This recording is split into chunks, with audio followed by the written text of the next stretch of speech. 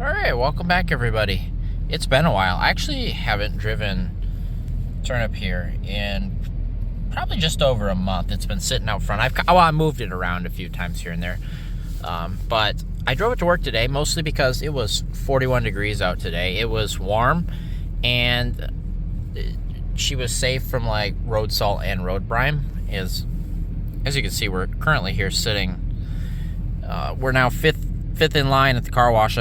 I want to get it washed up here before we're going to get back to work on this van. I'm going to finish it up finally. Obviously, we got little things here to wrap up and some other stuff to check. I want to work on some stuff on this van and undercoat it, which is why I'm washing it, so I can finish the body work and undercoat it properly-ish, because I made a mistake and didn't finish and then drove it like a month ago. Well, I had to drive it because all my other vehicles were down. I kind of had to drive it, so...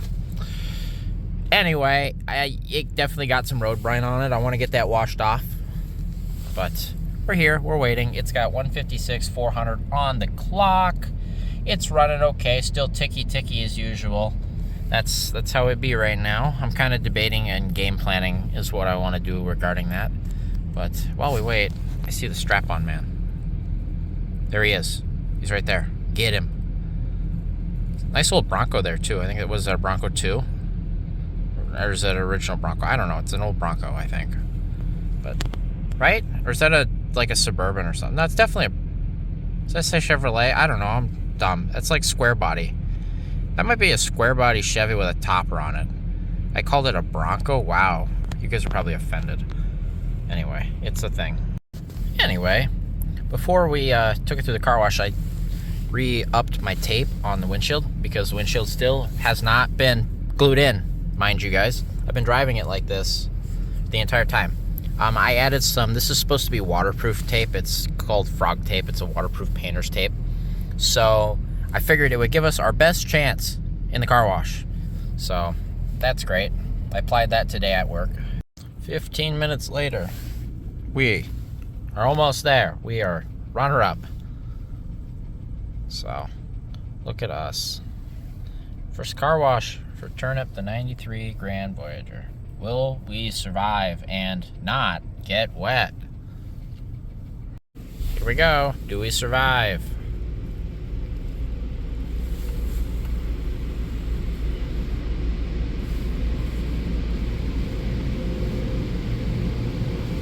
Gotta get that underbody wash.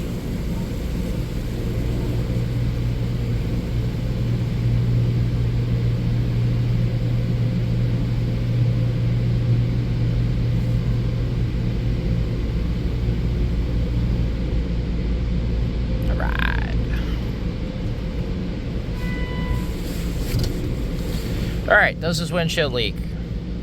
I'm thinking it won't. I think we'll be okay, especially since I added that tape. Please don't leak.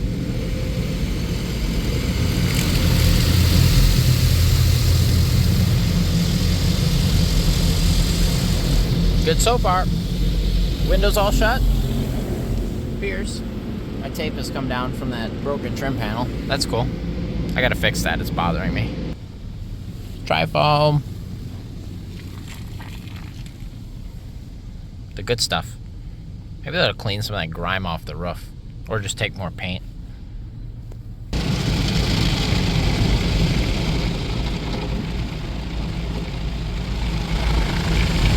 Yeah, I think we're good.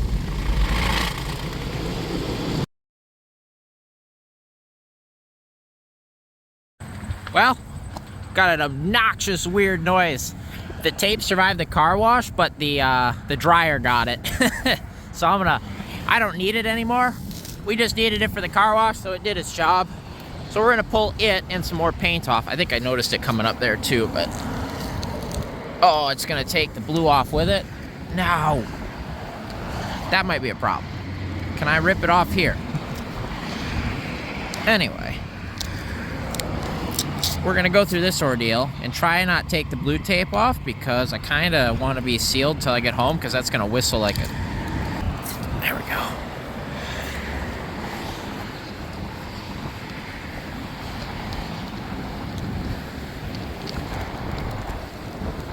I could have ignored this all the way home, but like, It was annoying and it sounded terrible.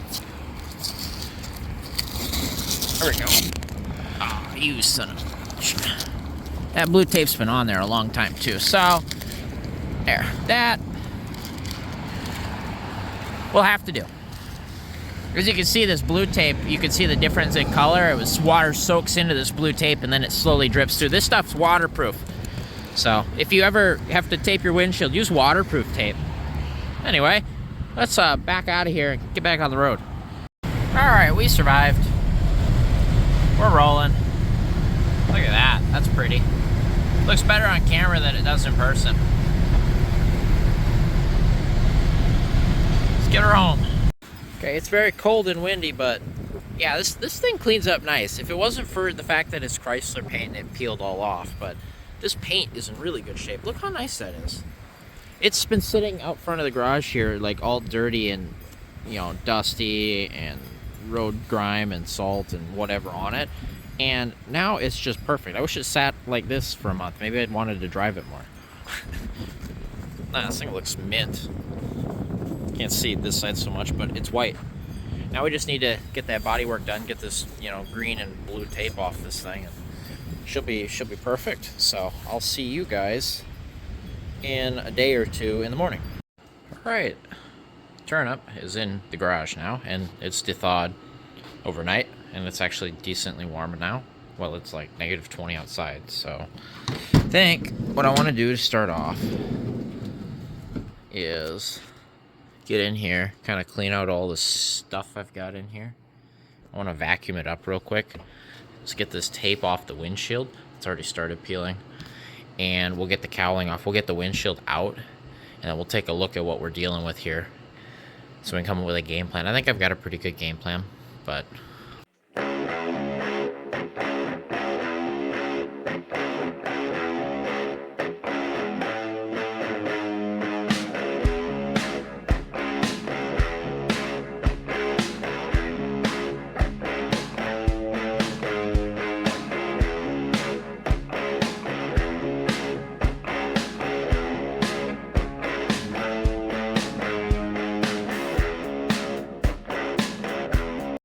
Alright, we got it vacuumed out. It just had a little bit of, you know, typical dirt debris from using it.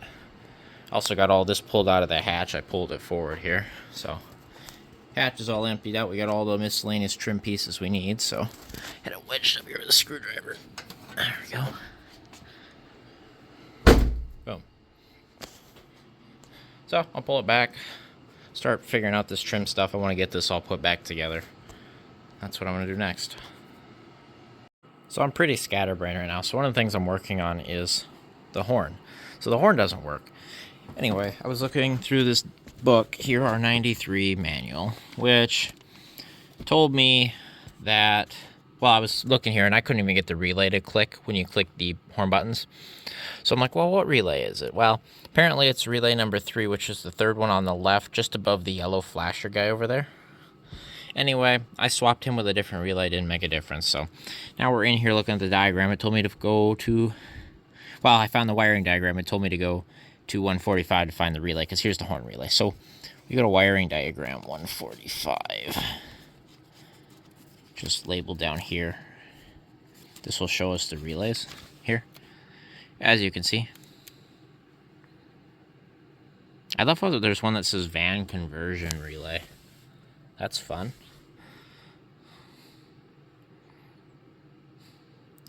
Anyway, it's horn relay right here, right above the combo flasher relay. And so we tried swapping it. I think these relays should work the same, but they're different. This relay looks different than these two. I figured that you'd be able to swap these, but I'm looking at it. I don't know if you would be able. It should be functional as just the other one. I'll go look at the, well, the 94 might have a different relay. I don't know. Anyway, I tried swapping these relays and that didn't work. And so then I started looking at the diagram again, and it goes back to power goes to fuse 28. Fuse 28 looked pretty corroded. I don't think it was necessarily broke, but it was one of the corroded fuses from this thing being full of moisture. So I swapped it with a 30 amp on the panel. That didn't make a difference either. So we've got a wiring issue. I'm thinking it's the clock spring. Because it goes horn switches to clock spring to this relay, and if this relay is being fed power, when you click these buttons, it should click this relay, which then boom sends power to this. Even if the horns aren't working, we should hear the relay click. We don't hear the relay click. So I'm thinking we have a wiring issue on the clock spring side, which would explain our airbag light that kind of goes in and out. So the cruise still clicks on and off, so the clock spring isn't completely broke, but we have an intermittent airbag light, and we have no horns. That's pretty dead ringer for clock spring issues. Okay, I didn't give up yet. So I took the multimeter out. I tested that fuse right here. That 20 amp that was in there was definitely bad.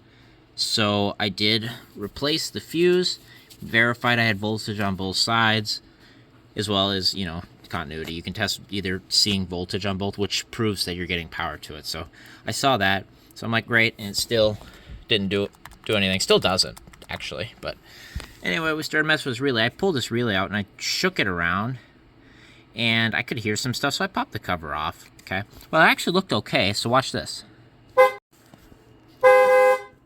So yeah, as you can see, when I manually actuate this relay, the horn works, proving everything else works.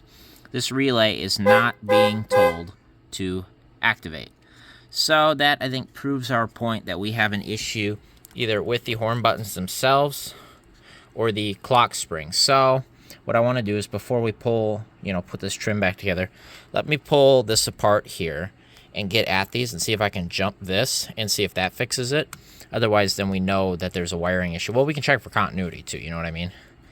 So one of those things will prove that it is in fact up here, which we know it is now because I can make it work. So those horns work, and they work good too, by the way. So next on the list was this washer nozzle. So this is the driver nozzle. I popped this off, sprayed out of here, made sure it worked. It did. So then I took what do you want to call it, like a carb jet cleaner or whatever. Unclogged those two. I can blow through it free now, so this should work just fine. We'll put it back in and we'll test it real quick. All right, all back together here real quick. That's pretty quick. You just get up underneath there and pop it. It's got two clips, so we should be able to. As you can see. Oh, it kind of clogged itself again. See that? Let me get the little cleaner, and I'll pop that left-hand nozzle there again, but that's the deal, so that'll unclog it just fine. Okay, I guess let's see if our tape comes off and how much paint it takes with it. Green stuff should come off okay. It's the blue stuff I'm worried about. Satisfying, right?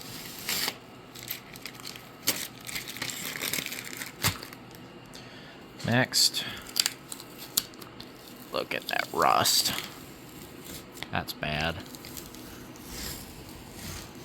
Okay, there is no paint to take off, just rust, so good, I guess.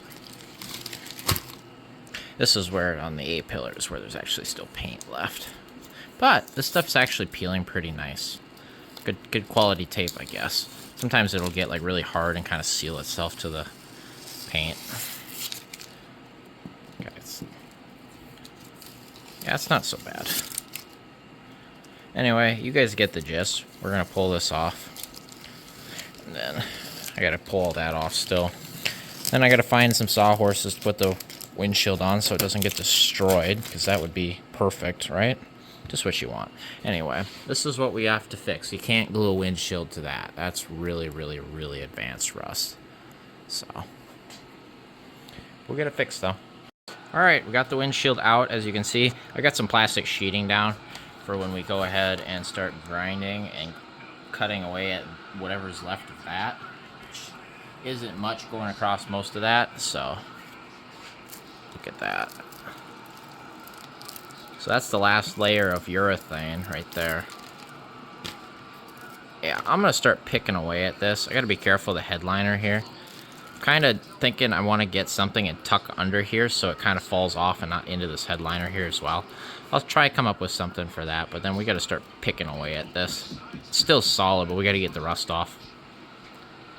All right, here's what I came up with. These are some old used like plastic cutting sheets for like, you know, cooking. So I had 4 of them, lay them across here so they'll keep stuff from getting in there. as well as chemicals when we go ahead and start treating this, which would be good. Keep all that stuff off. Anyway, I'm going to start going ahead. I'm going to start with probably like a putty knife and just start, you know, hitting away, getting the rest of the urethane bits off, knocking all that loose rust off. We'll see what's left after we're done. All right, there we go. I got it shut in both windows, so it's pointed downhill here. So that should work perfectly for what we're doing. So I'll get to work, like I said. We'll see what's left. All right, there. I got all the really loose stuff scraped up. As you can see, it's still solid. I can't poke any holes, but, you know, it's rusty. So I'm going to take the grinder, knock off a little more, and then I've got some rust-dissolving gel. We will coat this in and let her soak, and that should take care of the rest of it. Then I also still got to deal with this urethane down here. I got to start stripping this off just for putting the new windshield on, but the rust kind of stops about here. So, but yeah, that's a lot nicer looking already. Need to get a new grinding wheel, but that knocked off a lot of it. I knocked off all of the primer going up as far as the rust goes. Just up to about there. I need to get a step stool, get up there, but it's not looking so bad. I can definitely survive that. Alright, I think the driver's side's all done. I got all of the urethane knocked down so it's a smooth surface. You can glue right to the urethane, so that's okay. But I knocked out where all the rust is, namely all up here. Got it ground down best I can going across. We'll get it treated with some rust-dissolving gel. That seems to work really good for thick rust like this where you really need it to work. I'll start working on the passenger side while the gel is doing its job over here, and then we'll do the same thing over there. Okay, I got the channel cleaned up all the way around. I've done 2 coats of this rust dissolver gel. It's Permatex brand rust dissolver gel. It seems to be working pretty good. You leave this on here about 10-15 minutes, and then you wipe it off, and then you rinse it with water. Repeat if necessary. But this will get in and soak out that rust and kind of treat it. And then what we're gonna do is I've got an epoxy, a really hard epoxy or a strong epoxy. We're gonna wipe down on the rusted surface to kind of fill the pits and everything. Give the urethane a surface to stick to. It does work with the urethane, the epoxy I have. So we'll epoxy all of that up top there, make sure that's good. But before we put the epoxy on, I think we'll prime it because I do want that surface really sealed up. So, and it should work all right.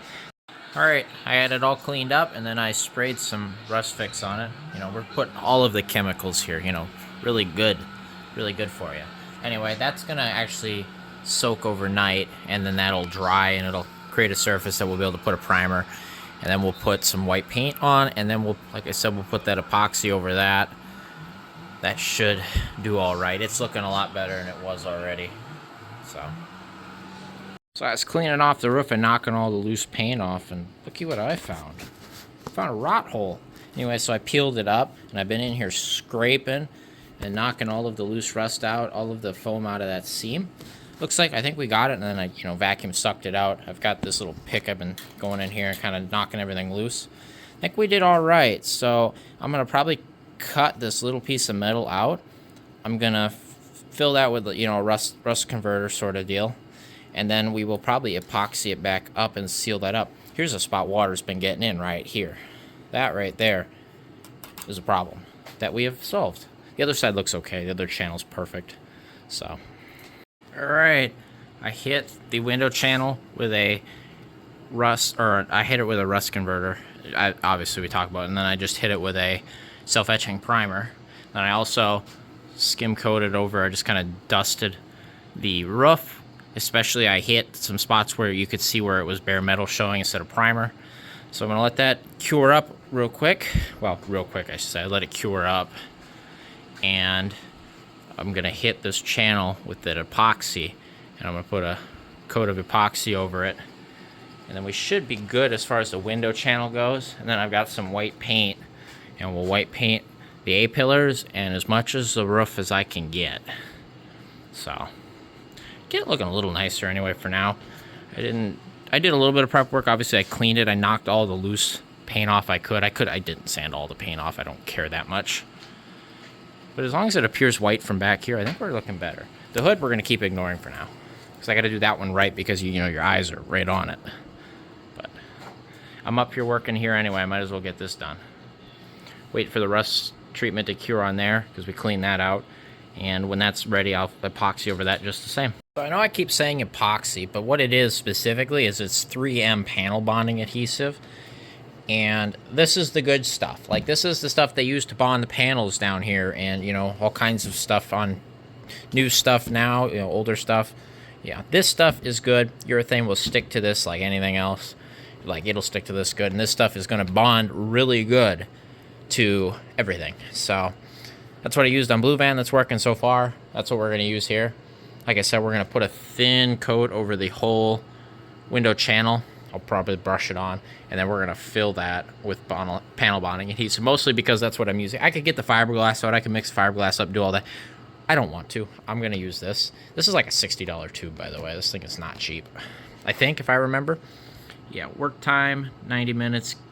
Clamp time, 4 hours. Cure time, 24. That's if you're making, you know, panels. And like let's say you get in an accident and you got to put a rear quarter on. This is what the body shop nowadays will use most of the time, is bonding adhesive. One, because you don't have to grind down your welds, get your welds perfect, non-porous. This stuff is, you know, is what it is, and it glues right on flat, and that's it. And then you just do a skim coat over it. Hey, how did we miss this last time? That's a freaking mouse nest in there, bruh. Oh look, that's clogged all the way down there, just like it was on the Town and Country. How did we miss that? This driver's side's got a mouse nest in it. Alright, well, I'm going to dig that out.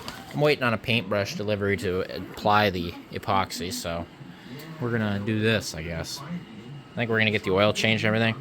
I am going to, a lot of you guys suggested, hey, that noise might be the frickin', you know, in the bell housing. So we're going to pull the inspection cover off. I'm going to look just to rule that all out. At least, we'll look. But we'll get the oil changed. I want to see what's in that oil, see if we don't have cam material or anything. That would be bad, but, you know, let's look. And then we're going to put some thicker oil in this. Right now it's running a 530. We're going to put a 1030 and see if that helps a little bit. We'll see. Because we're trying to decide if the lifter is seized in the bore or if it's the plunger in the lifter that's stuck. And I'm thinking it's the plunger in the lifter, in which case the lifter is moving properly, which shouldn't wear out the cam. Shouldn't. At least not something like the lifter stuck in the bore and hitting the cam, you know, over and over. So that's what I'm gonna try to decipher quick here, but not quick, but, you know, decipher. Also, is that a broken vacuum line? Yeah, it is. Look at that. I just saw that just now. How long's that been like that? That's good for it, right? You know, giant vacuum leak.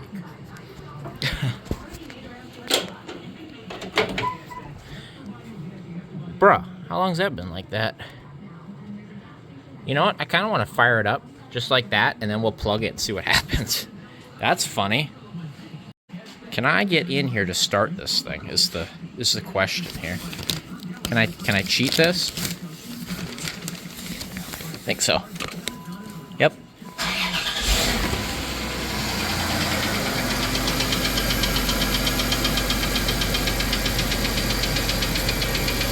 Where does that go to?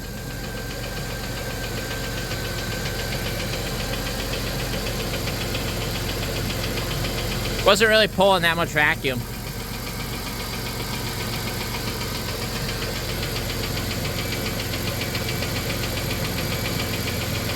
Interesting.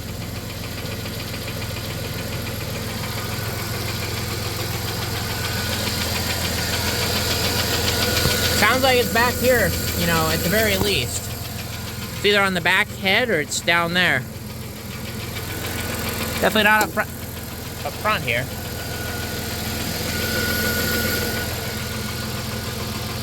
See how it's quiet right now?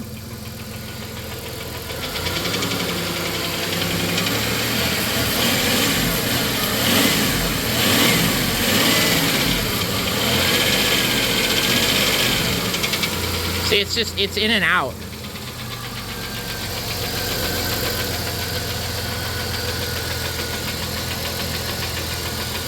Also, I believe this is the vacuum line here. Goes over this vacuum canister down there. Interesting. Well, we fixed that, I guess. Look at that. I've got 2 new mechanics I hired here.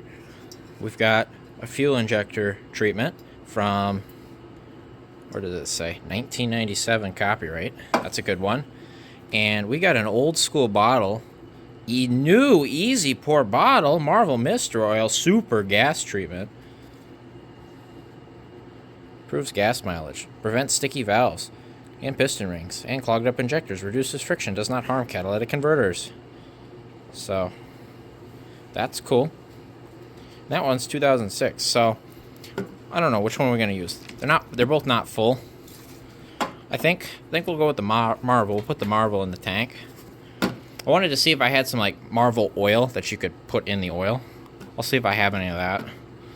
So I don't want to use like a seafoam. Kind of thins it out too much, and I don't want to run more seafoam. I tried that already. So I might run this Marvel Mystery Oil in the gas tank. Save this for a rainy day. I'll dig around and see if I have anything. But otherwise, I got the oil drained. I'll pull the pan out here in a minute. I'm going to pop the filter off. So it looks kind of dark, but, you know, I think we've got, what, just over 1,000 miles, maybe like 1,200 miles on that oil. So good to get it changed. I did put a bunch of seafoam in it. Probably ran it a little longer than I should have on the seafoam, but I didn't put all that much in there. And remember, this has already been dropped once after because we changed the oil, couldn't get it running, or kind of got it to cough and sputter and spit, so it moved oil around, and then we had to immediately drop it again because I pulled the oil pan to get at the timing cover because we thought the timing was messed up. So the oil's been changed twice already, or flushed, and now we ran at 1,000 miles. Change this oil. Hopefully we don't see any metal in the oil. Hopefully. If we do, we're good. We're changing it, getting it out of the system. Here's how I see it, guys. I paid $100 for this van, you know, that was non-running. You could essentially have wrote the engine off the way it was. And we got it to run. We've driven it 1,000 miles. It seems okay now. If we see metal, I think I'm going to keep running it and just kind of run it till it starts missing, which means we flatten that cam lobe. And in which case, I will pull everything apart. We'll pull the heads off. We'll inspect everything. We'll look at it.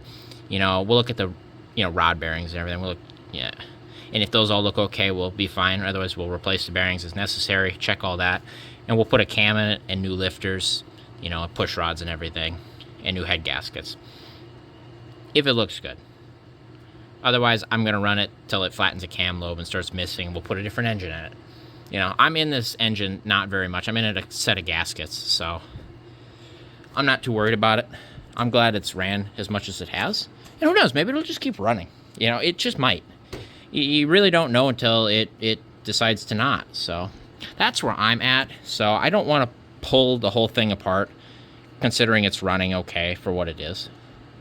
Especially when I can go to the junkyard and I can pull another running, or running, driving, working, tested 3.3 at a junkyard. Well, U-pull doesn't test, but you can get an idea by looking at it, pull the oil pan or whatever, take a look at everything. You can inspect it pretty well. Or I go to a regular junkyard, pay $200 for one that was tested, and I can just drop it in. I don't have to do anything. So, you know, you kind of got to pick and choose your battles here. Because I see people like, well, why didn't you pull the whole thing apart and do it right? Well, because I didn't want to invest that kind of money into an engine that didn't run. So, that's where I'm at. That's how it'll be. We're just glad we saved it from the scrapyard, which is where it was going if I did not buy this thing. So you also got to look at it that way. All right, so I got the oil out of it. It's pretty black for what it is. Got the filter off. As you can see, it's dated 8/27/24, 155, 191. You guys were there for that.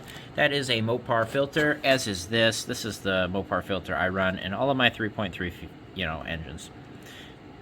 At least when I run Mopar, that's the one I use. Otherwise, I use a Wix 51085, the big boy filters. So that works. I think you can get these at Walmart for like $5 or $6 or something silly, which is a lot better than going to O'Reilly and paying $12 for a Wix.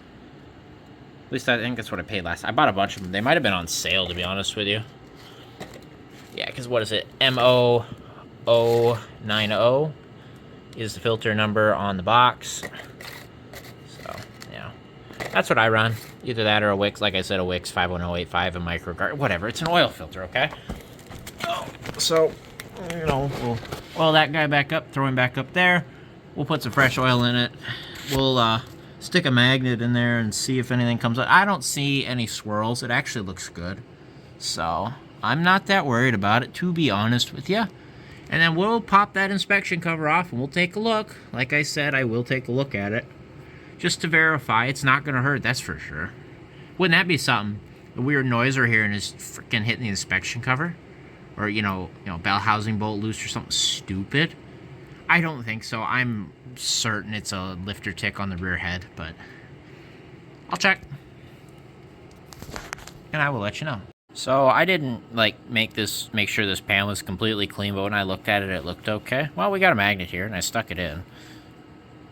Uh-oh. Those are some magnetic shinies. Can I get it to focus on it? Yeah. What you guys make of that? Those are some chunks. I mean, it's possible that that was in the pan, but I frickin' doubt it. Or, I mean, like, in this oil pan here. I should have wiped it down. I should have been smart. I wasn't thinking. But, like I said, it looked okay. That... What do you think that is? What you think that is? Is that camshaft? Uh-oh. Well, let's put this down on a piece of napkin here. Let's wipe that off. Try to wipe it off, so it doesn't stick to this magnet that it's currently sticking to. Hang on. There we go. Shall we go in and find more? Oh, this camshaft might have its days numbered. Am I completely surprised? No. Do I care? Kinda, but also not really.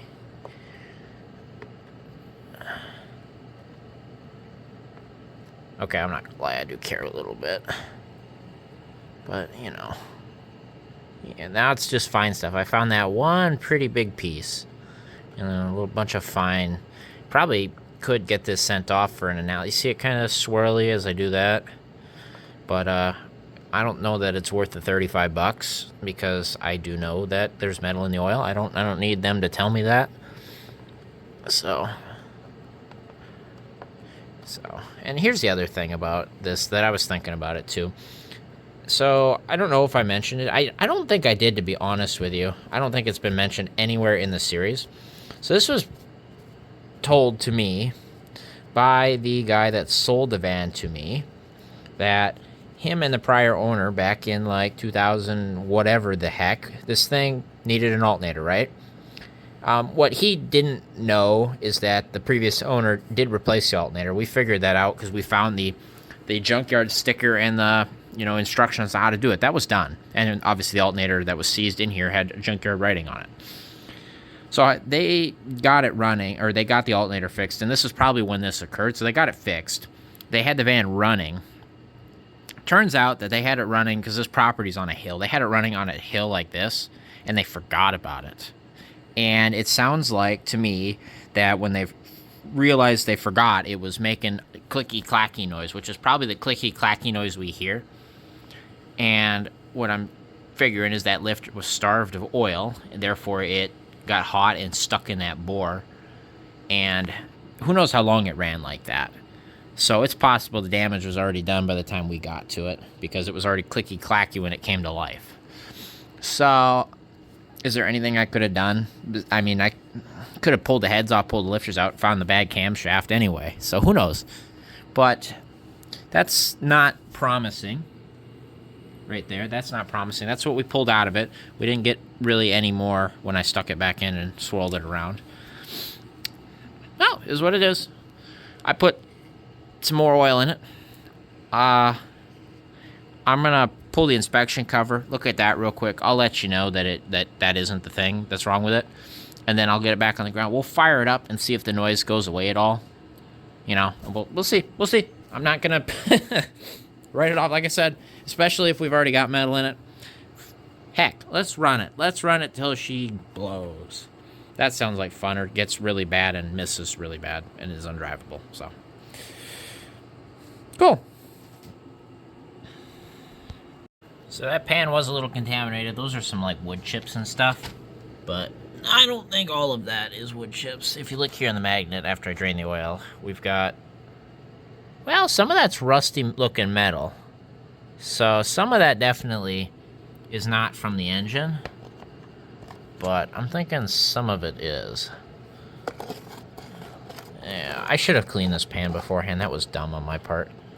But there's lots of little flaky, tiny bits of metal that I don't think were in there. And it kind of looks silvery when I was pouring it. So I'm thinking that that camshaft is losing its fight right now. So that's cool.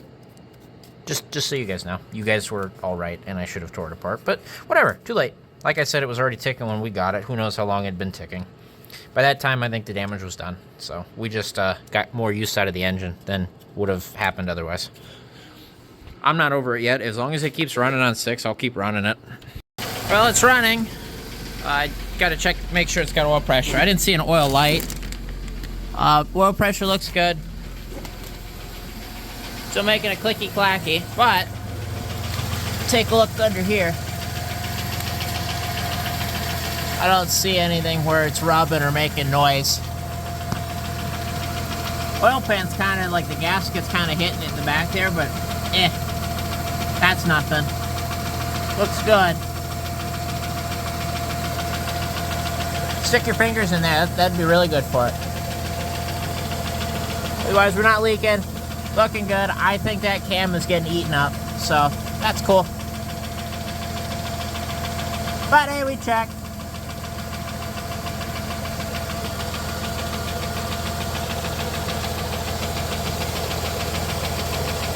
Crank seems to got a little wobble to it now, doesn't it? Did that have that before?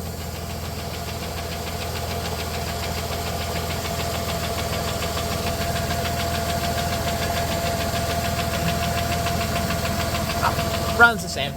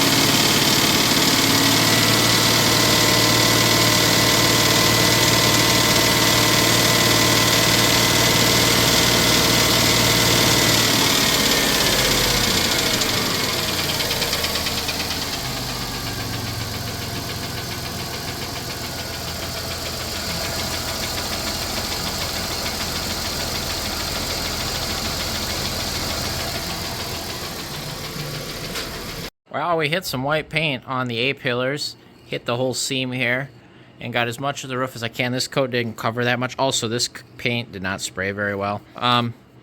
Did not keep this paint can in the best conditions and environment. It probably got a little too cold one too many times.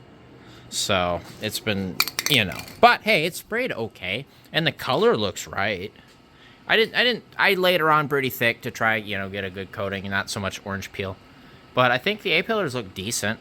And up here, you know, from here, right here, where it counts, it's white. So I think we did okay. All right, we got the roof cleaned off. I scrubbed it down best I'm going to. I got that surface rust cleaned off. I got it treated. So, and then we're going to hit as much of this roof as we can. Hopefully that white can lasts the whole thing. We'll see. I'm not going to go very thick on the paint. Just going to try to get it whitish, especially where we painted it black. That's priority. All right, so that paint can I had was no good, so I got to get some paint. That white paint can was no good, and I kind of remember that, but I wanted to test the epoxy, make sure it was still good, or the panel bonding adhesive, and it is. I was able to mix them up. I used a big flathead screwdriver to lay that in there and, you know, kind of push it in, fill it in. Then I just used a paper towel and kind of just smoothed it off on the edges where you can see. So from down here, that's what you see right now. That'll get hit with some white paint, and it'll look good, and it is sealed. And nothing beats 3M harsh chemicals to do their job and not, you know, fall apart. So there you go. That's good. I've got 2 coats of clear on this. It's looking pretty good.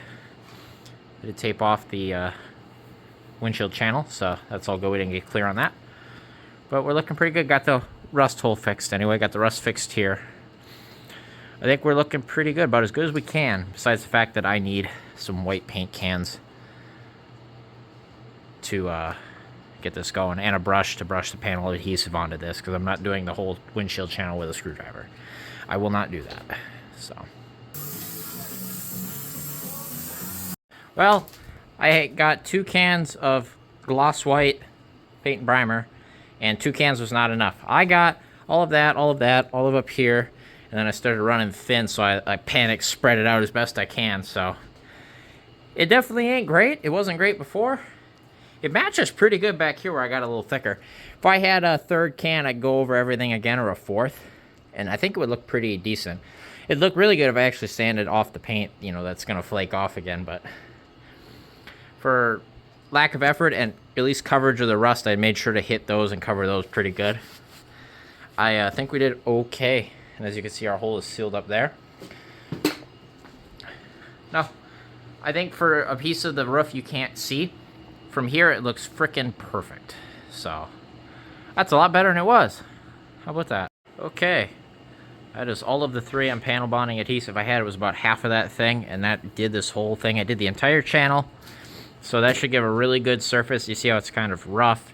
That's a good surface for that epoxy or urethane to adhere to. Should stick to that pretty good. This just needs to be wiped clean on the bottom. Everything looks good there, status quo. But we got the entire thing covered, especially over where the rust was. That's sealed up good. This whole stuff should stick together, you know, and it's brushed on pretty good. That should pretty well last the rest of the life of this van, I would expect, as long as the windshield is sealed properly. So I'm gonna go ahead and pull all my tape off while this urethane or epoxy is still wet. Get all this out of here. I did notice I got a little bit of overspray right there. This must have been tucked up when I was spraying, so I'll have to scrub that off. Great. Anyway, everything else looks good. I'll get this all out of here. Get the, you know, this gone. You know, that's what I said. Get everything out of here. Get all the tape off the rest of the van. Get the plastics off. Then we can go ahead and we can work on everything else because I'll have access to the vehicle again. I did go ahead and find, we look right here in this chair. This is the clock spring and steering wheel off of the old 94 Town & Country, the one that got scrapped, the wood grain one. That, I'm hoping, works for that clock spring there. Well, we're going to address that, and then once that's addressed, I should be able to get all that trim in there. I got to tighten up that steering wheel on the shaft on the bottom still. Get all that dealt with. I got to get the mouse nest sucked out of there.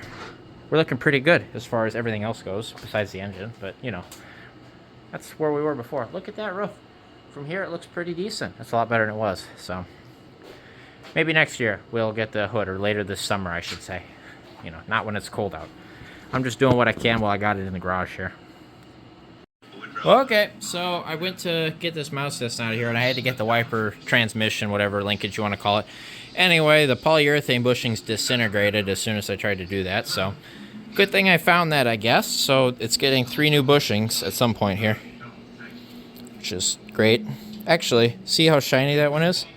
There was a recall on these on the left side. See how shiny that is? See how nice that bushing is? I bet you that recall was done on this van. See that?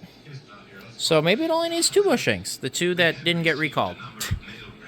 Okay, so I got the wiper linkage out of there, like I said. I got down here and I vacuumed out what I could. Got as far down there as I could. And so I've got this little screwdriver now, and I got a pan down here. See it's dripping? I got it to flow really well a little bit ago. So I'm just poking this through and kind of, we're flushing out the contaminants down here. So if you just feel around with this, hear it? Hear it? Just getting all that dirt to flow through that drain. There we go. And we're just going to keep flushing that out till it flows clear every time I dump water in it.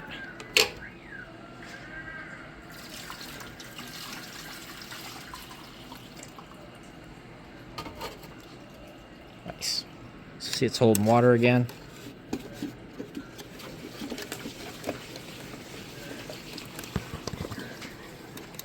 Nice. And it's rinsing out here. You guys tell me. Yeah, we're getting pretty clear, as you can see. So I'll go fill this up, and I'm going to keep doing that. And then I'll test the other side, make sure the other side flows free. And then we're good. That's another way water gets in, because it'll fill this up here. And it'll sneak through these screw holes and stuff and seams. And, you know, if this guy isn't sealed perfectly, he's coming down right through there, you know. And if you see the surface stress, you can see water was definitely up in this thing. So, darn mice. Alright, so I verified that the horn buttons are working. So what I did, I got my multimeter here. I can't show you because I need two hands. Put the ground on here, hit the positive to here, and you should see this. And then as soon as you click the buttons, it should zero out, and it zeroed out on both buttons. And then also, this right here, proof of concept, grounding this should hit the horn. Right here, that should trigger the horn. It does not.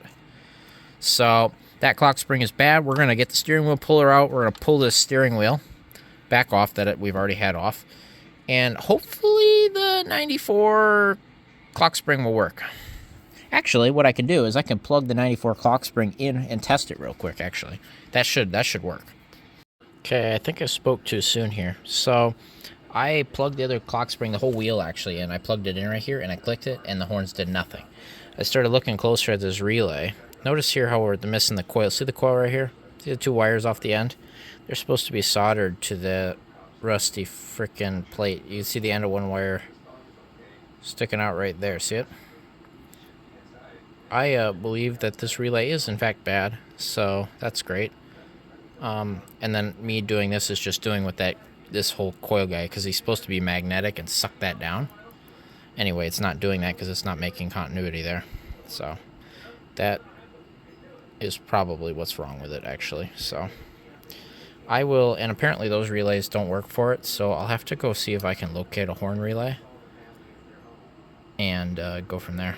So I don't know what the heck is going on here. So I went and pulled this relay out of another van here. And in that van, all three of these were the same. Somebody replaced this relay with a horn relay.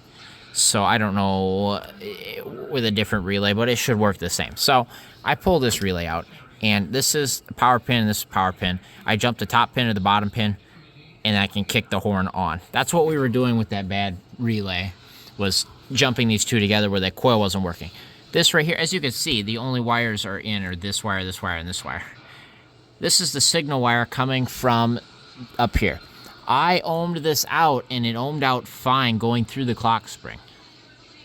So what it's supposed to do is the horn buttons have a ground, and when you click the switch, it completes the circuit, which then clicks this relay, which then triggers this. So I even stuck a wire in here, clicked the relay back over it, and I could not get the relay to click by grounding it out anywhere.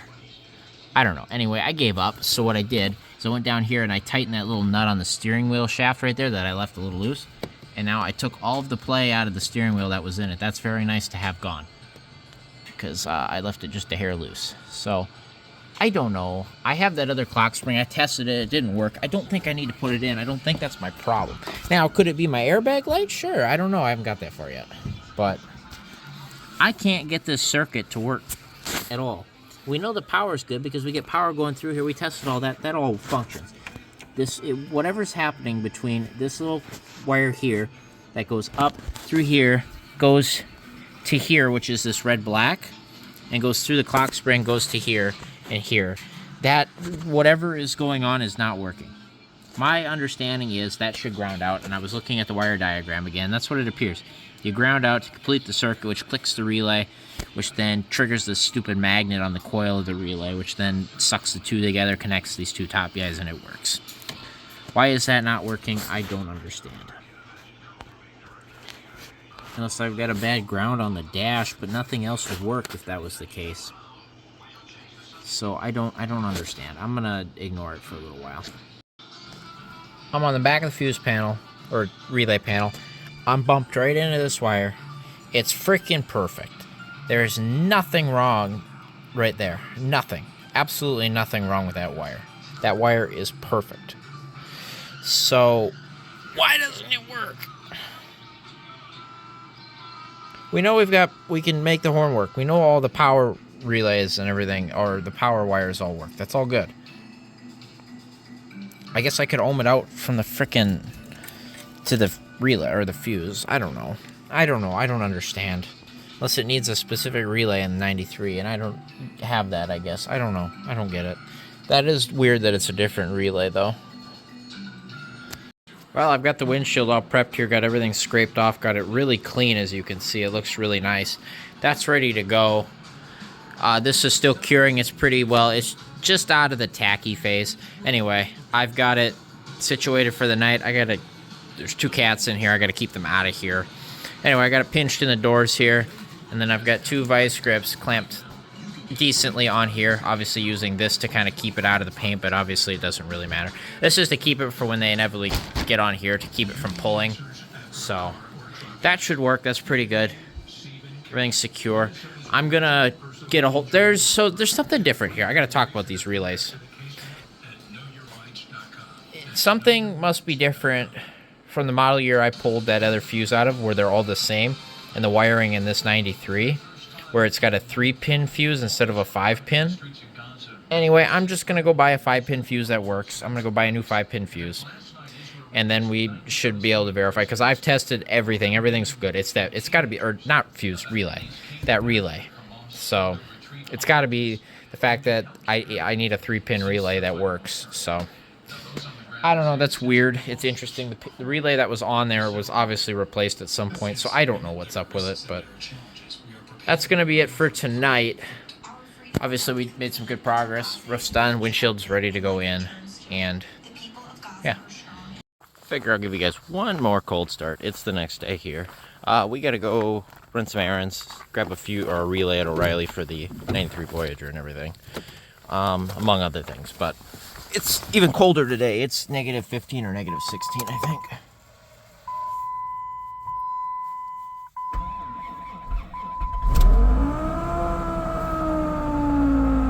Beautiful. That's a great noise. Whatever pulley is making that noise. Yeah, poor thing. Turn that on, turn that on. For my comfort, let that thing run for 1,000,000 years. This one's got good heat in it, so I would take another vehicle, but I'm not going to because the heat's not so good. It rhymes with 94 Town and Country. Alright, it's the next morning, guys. And if you look at that, there's something different here. See this? We have a windshield. And it's glued in. Glass guy just glued it in. That's pretty good. It's still setting up. It's looking pretty good. Obviously, an all-new seal and everything. But that is looking pretty fantastic. So, that should hold, in theory. It's looking good. Otherwise, I'm down here messing around with some relays. And I'm going to give credit to Ratchets and Wrenches, I think it's a 10-year-old how to test a relay video. So, I'm not an electrician. Clearly I'm not, but I'm not perfect at electronics. But the way this is wired up is this wired as a 3-pin relay, which is, here's our guy right here. And we have, on 30, we have our hot from the battery, and then right here on 87 is the hookup to the horn. Ignore the wire that's welded to it from me accidentally jumping the relay and, burning myself. Burning it on there. And then right here on 85 is our ground. So I don't know how this specifically works, but obviously we have power here. We have it, and then when you give this ground, it should click this relay over and then fire this. So I'm thinking that there's power coming in on 30, and then somehow 30 is also giving 12 volts to a circuit in here. And then when you hit 85 and ground this, it completes that circuit, which then clicks the relay over to this and then triggers the horn. Whatever is happening on the van side electronics, that is not occurring when you put a 5-pin relay in. I couldn't get a 3-pin relay. O'Reilly couldn't find one of these. So they're like, well, this is what fits. And I'm like, screw it, just buy the darn relay. Maybe I've got a bunch of bad relays. I did test and click a couple of them, but, the way the 5-pin relay is wired up, it didn't really make sense to me that would work in the van since there's only 3 pins hooked up. So here's that O'Reilly 5-pin relay, tore apart here. And I'm going to kind of explain how it works now that I've got a good understanding of it.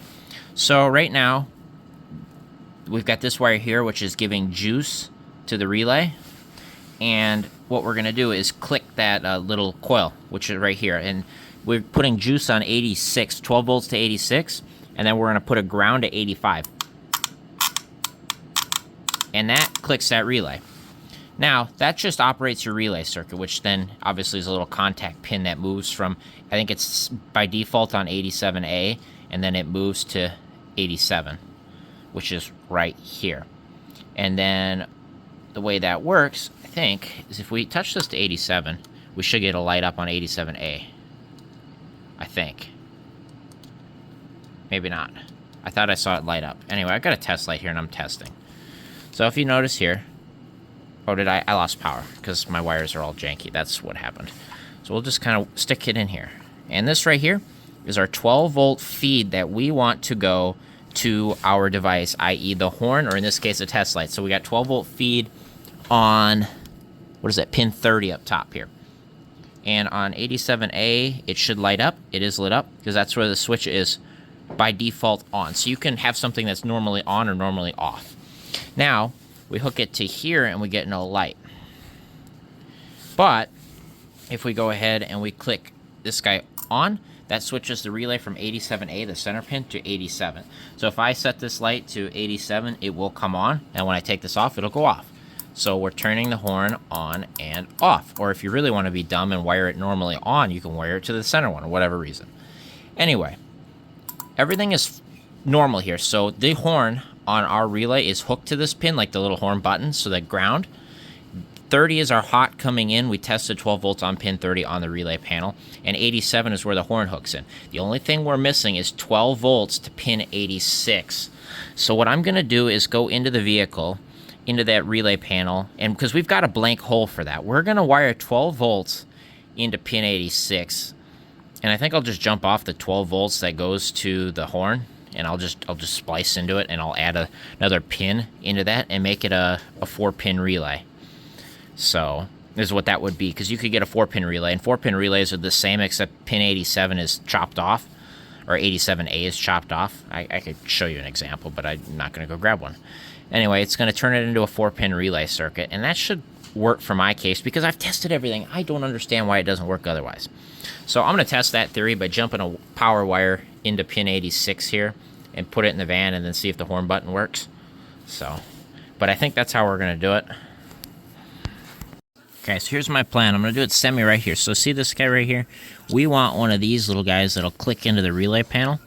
And the way these work is if you look up under here, we'll look in this blank one right there. And in the center there is that little pin where you got to push him down to let the pin out. And that hooks in, if you look, it'll hook in right there. This pin is out of this relay here. I took it out because this is what it's labeled as van conversion relay. We don't use it. There's nothing in there. So, and I didn't want to pull a 12 volt power, so I pulled this one. And we're going to cut him off to where I can splice onto it, and we'll tape up that wire. We won't use that. Hopefully we don't ever need that relay. And then we'll put him in where we need power, and then we will apply power to it. And that'll be that, and we should have a working 4-pin circuit for the horn now.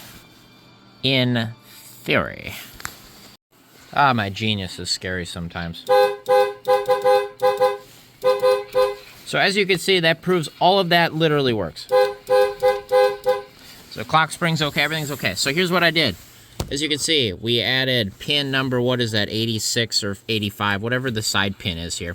We've got a regular 5-pin relay, and all we did was splice it into power here. I'm going to add a little bit of tape to protect this here. So here's our power line coming in. Added this little guy for power here, and bam, soldered it together with a heat shrink solder wrap, or whatever you want to call them. And so now we get power to the relay, and when we provide ground, it clicks that, you know, that relay, and bam, now we have power. I don't know how that 3-pin was supposed to operate. I don't care. It's fixed now. And I did not need to buy the O'Reilly relay. That was one of the ones I had lying around. So, whatever. I've got a O'Reilly relay that'll just sit in the bin forever. Oh, that's so nice to have that fixed. I bet you if I found the right 3-pin relay, it would have worked. But they didn't stock them. They stock 4 and 5. So if you need a horn that works and you had a bad 3-pin relay, I guess you could do that. So, there you go. So I thought that hood latch broke, but when I opened this up, this wire was out of this handle. So somehow it had come loose. Anyway, I put it back in and it works again. So I'm just going to leave it at that and pretend it's okay. Because I've been using the pliers to get into it. But I had this panel open. Or I opened the panel up to replace it. And it's okay, I guess. So, cool. Alright, so we made another trip to O'Reilly. I returned that $13 relay, and then I bought these for $4 cheaper, so I actually got $4 back. And this is Dorman kit number 49439. And you get 2 in a pack, and it's 2 little wiper bushings. And these are the bushings right here. Luckily, we had the warranty, it appears, or recall done on the driver's side, so that bushing is good. We just need 2 bushings. The bushing for the passenger side here, which is kind of holding on. And then we need the main bushing for the wiper motor. I got to get the little arm off the motor quick, which I will do because we will press it on while it's out here. You take these are nylon, and anyway, they're hard as can be. So what you want to do is boil these in some hot water. And then they'll be a little more squishy and you'll be able to get them in. Use a little bit of lubricant. I like to use like a brake lubricant or whatever, but I will do that, and I will bring you back when that wiper linkage is put back together. And just like that, new bushing there, and I only put the screwdriver through my fingers once. So I heated them up pretty good, and then I pressed them in best I could with my hands, and then I used a screwdriver to kind of tuck it up underneath. It's a pain in the butt no matter what you do. So anyway, it's in one piece now, so I'm going to go put it in. Hopefully I put it in the right order because I kind of forgot what I was supposed to have it, so hopefully that's right. Alright, so we got the wiper linkage all back together. I did test it. It does work. So that's all cool. Got it all screwed in.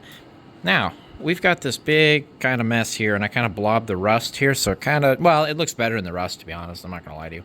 But we got this big blob of missing paint here. And eventually, I do want to go over and redo the hood in white, but I'm not doing that right now. 1, I don't have the white paint. 2, I don't feel like it. Anyway, I've got a good idea I'm going to try. I'm going to make a template, and I'll let you know how it turns out, and then we'll do it. Well, there was my plan before the old red can of paint I had shit out on me. So, my idea is to have, a black base going just between the 2 wiper arms. We're centering on the Pentastar, as you can see. And then one nice red stripe that's, aligned with the Pentastar straight up. That was my kind of idea. So, I don't, I'm looking at it here. I'm sitting here, I'm looking. I think it would look okay. Maybe a second and a third red, but I don't know.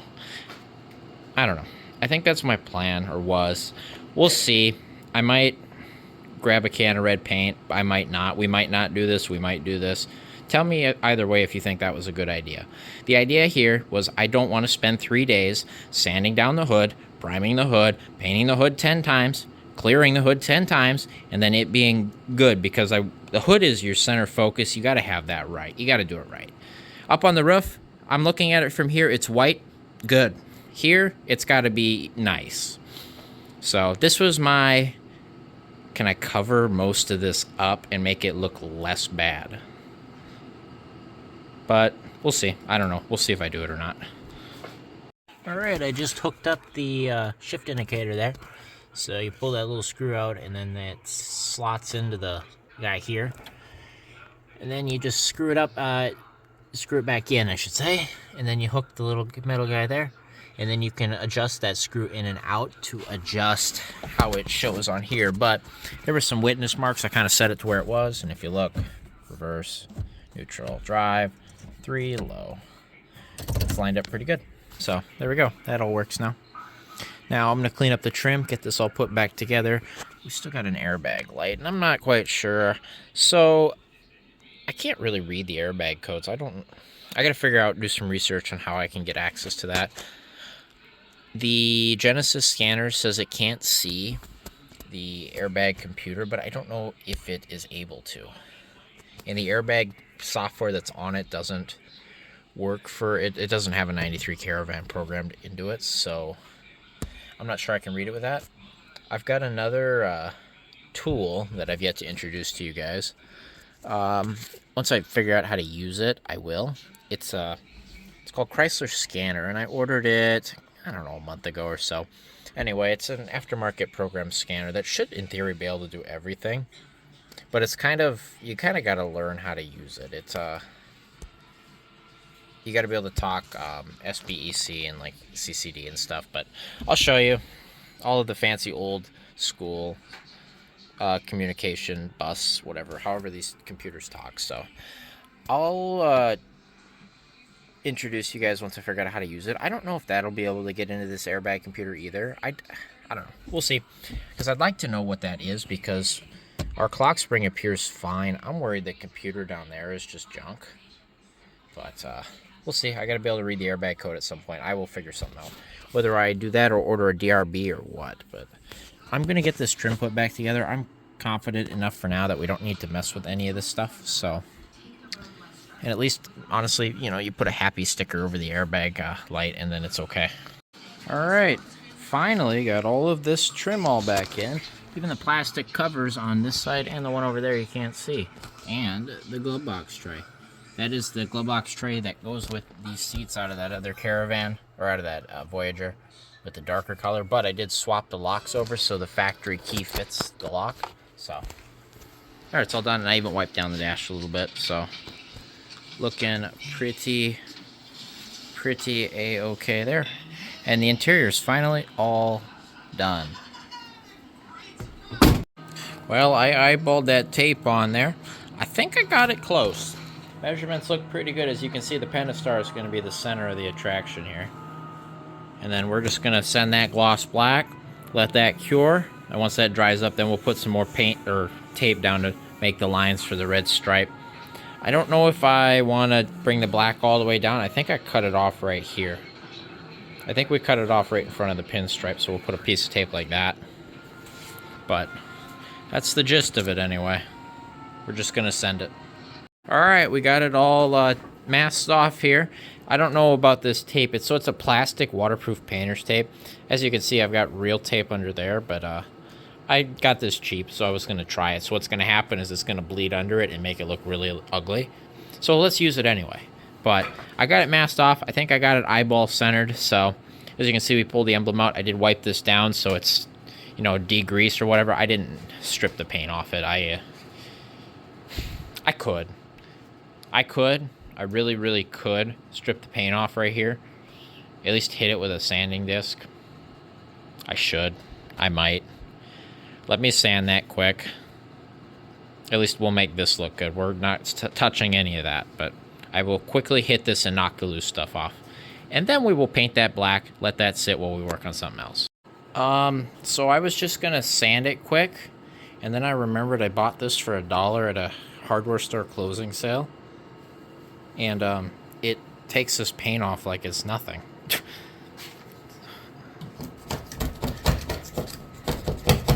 Okay, bad example,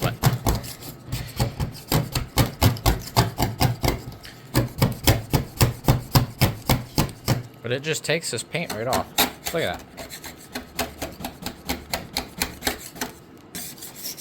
How nice. So now I'm gonna decide what I'm gonna do.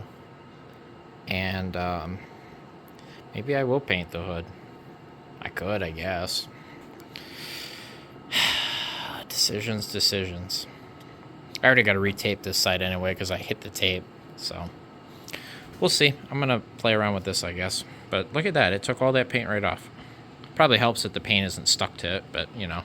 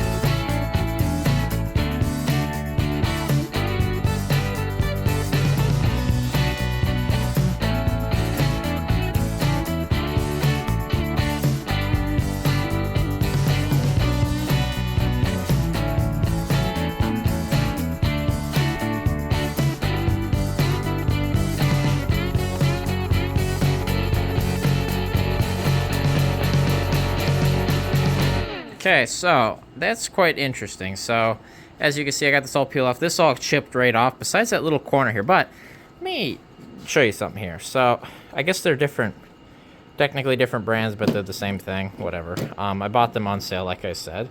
But what they are is a glass and tile scraper, all-purpose.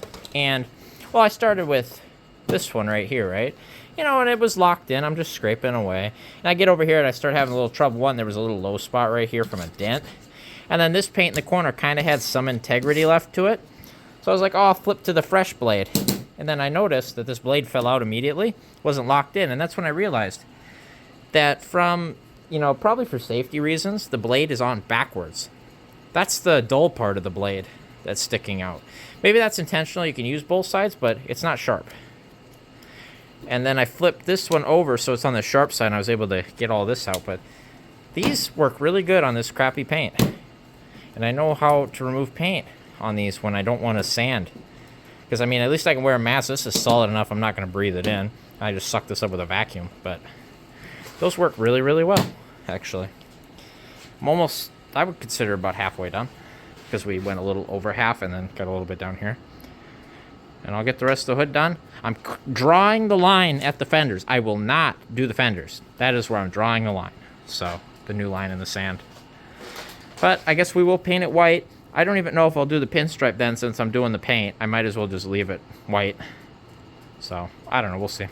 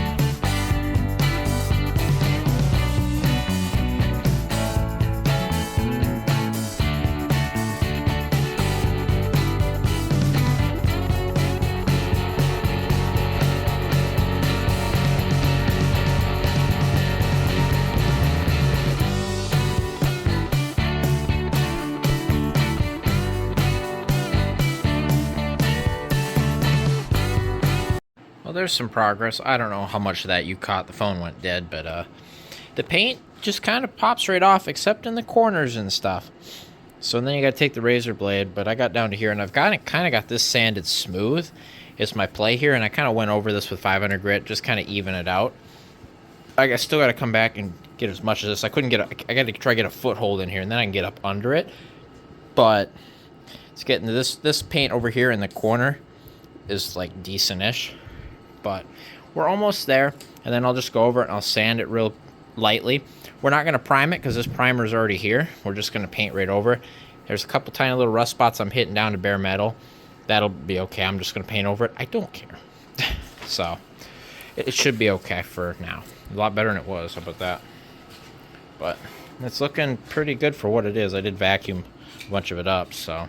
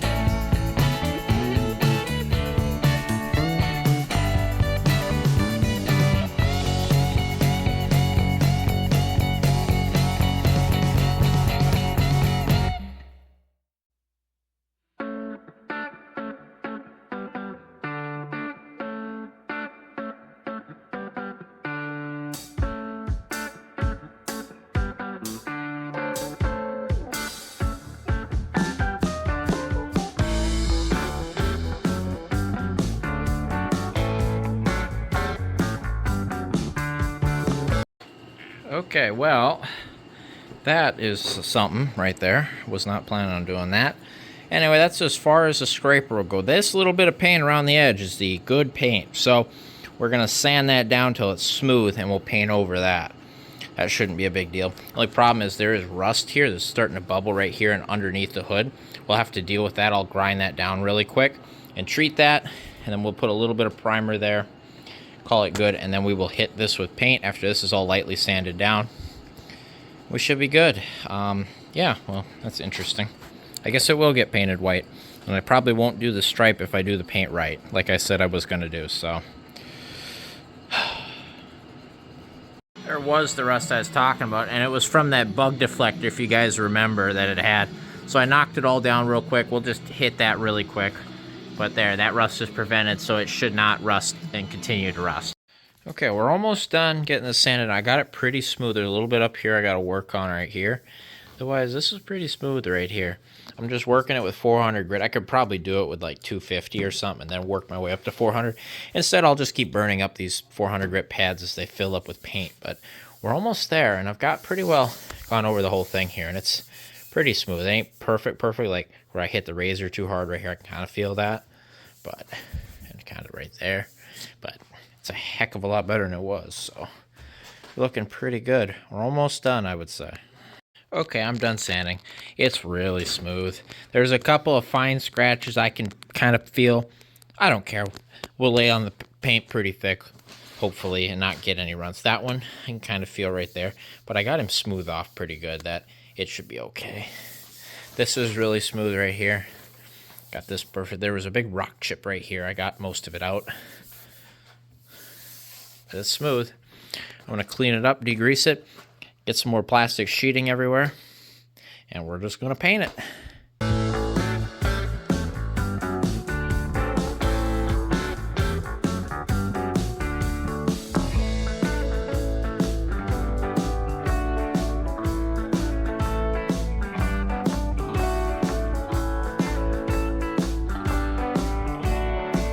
And I didn't hit record on the last coat. She's out. That's all she wrote. I got a really light coat in. I hit some of the really hard lines, and then I kind of went in a weird angle and just sprayed and tried to break up the lines as much as possible. It definitely is a lot better. You guys can't hardly see them, and it's still wet, mind you. So let that tack up for like 20 minutes or so. We'll hit it with clear, and the clear could kind of blend it a lot too. It's definitely thin, but it's white, just like the roof. The clear is where it's going to come in play, and I've got extra clear. I'm in no problem. I can put as many clear coats on there as I can to thicken that up. But a little light right here. That's where I sanded, dang it. Beats the rust, though. Do I have any? All right, well, that's what it is. So it's white. Cool, we did the hood.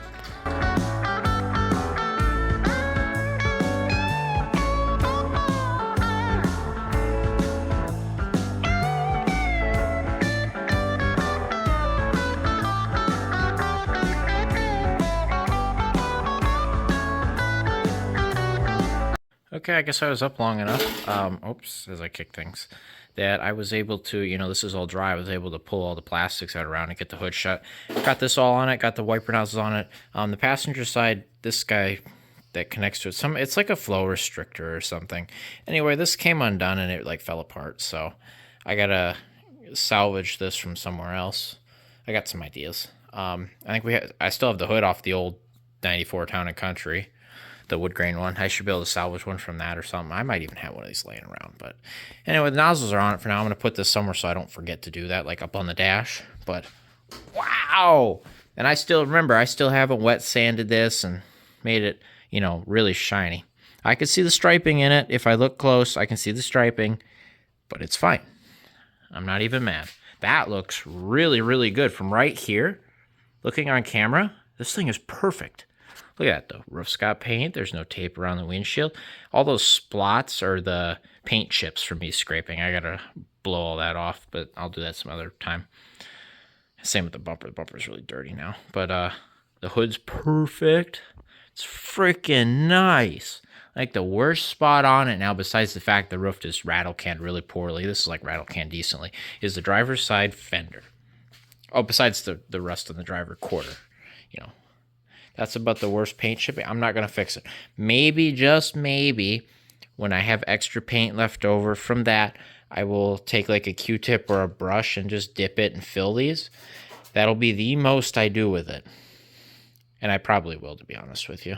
Come in here and just make them a white so it looks better. Maybe. We'll see. We'll see what I get to. But that looks really good. And it's kind of got a shine to it. As you can see, in some spots I laid the clear pretty good. So, it's just got to get wet sanded, polished up, and then waxed, and it's nice. But that'll be, like I said, that'll be a few days. So, it's looking pretty good. It's looking really, really, really good, actually. I really like how that turned out. That was worth it. I've been telling myself all week, don't paint the hood, don't touch the hood. You're not going to touch the hood. You're not going to waste your time on the hood. Don't do the hood. Damn it, I did the hood. Well, hello there. A little bit of an update today. I've been working, plugging away here. Got the battery out of it, got the airbox out of it, and if you look there, got the trans mount out of it. And if you look down there, I got a bracket with a new trans mount in it. And this is an FEP branded one. Granted, I don't think you can get these anymore on Rock Auto. I must have ordered like the last of them because all of a sudden you can't get them anymore. But, whatever, they're probably from the same factory, they all are. However, this trans mount is not an OEM mount. It's not an, well, it is. It's a Chrysler mount, but notice how shiny it is and how kind of not completely ruined it is. When they replaced that transmission, I've got a hunch that this was done once because it's nicer than the other two mounts that are in it. Although it does show it's got checking in it, as you can see, and it's cracked and whatever. It's not bad. It's definitely not the worst I've seen, but I think this one will be better. We're putting it in anyway. Like I said, I already had it out, so I wasn't going to bother around. So we got this one out. I'm going to toss this one away. It's done its job. It is a Chrysler mount. There's a Pentastar on there, but like I said, I think it had been replaced. They must have used an OEM bushing, which is good, I guess, at the time. Obviously, that was 20 years ago, I'm sure, when the trans got replaced, but all the bolts came out okay. Like I said, I just removed that, removed the wheel, removed the inner cover, and bam, we had perfect access. But you got to drop the trans back down to be able to slide it out, so I'll slide the new one in right through this way. And that'll be that, and it'll be perfect, and we'll put the new one in. And then we got to do the front mount down here. Or up there, that mount is like junk. That mount is wasted. Get him done.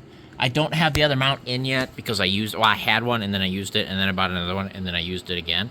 So I have another one on the way. Actually, I bought a couple of them. I bought a couple sets, so I had some, because it seems I need motor mounts all the time. Because everything I buy, it has the original stuff in, because nobody's done motor mounts. Look how bad that one is. That one's really, really bad. That's the easiest one to do, too. It's funny, as I had it out, too, and I was like, I'll replace it, and then I didn't. And I painted it instead, and it's really, really junk. So, granted, we're putting motor mounts on a bad motor, but it doesn't matter. I just don't need to replace them when we pull the motor out then, you know. So, gotta get it done sometime.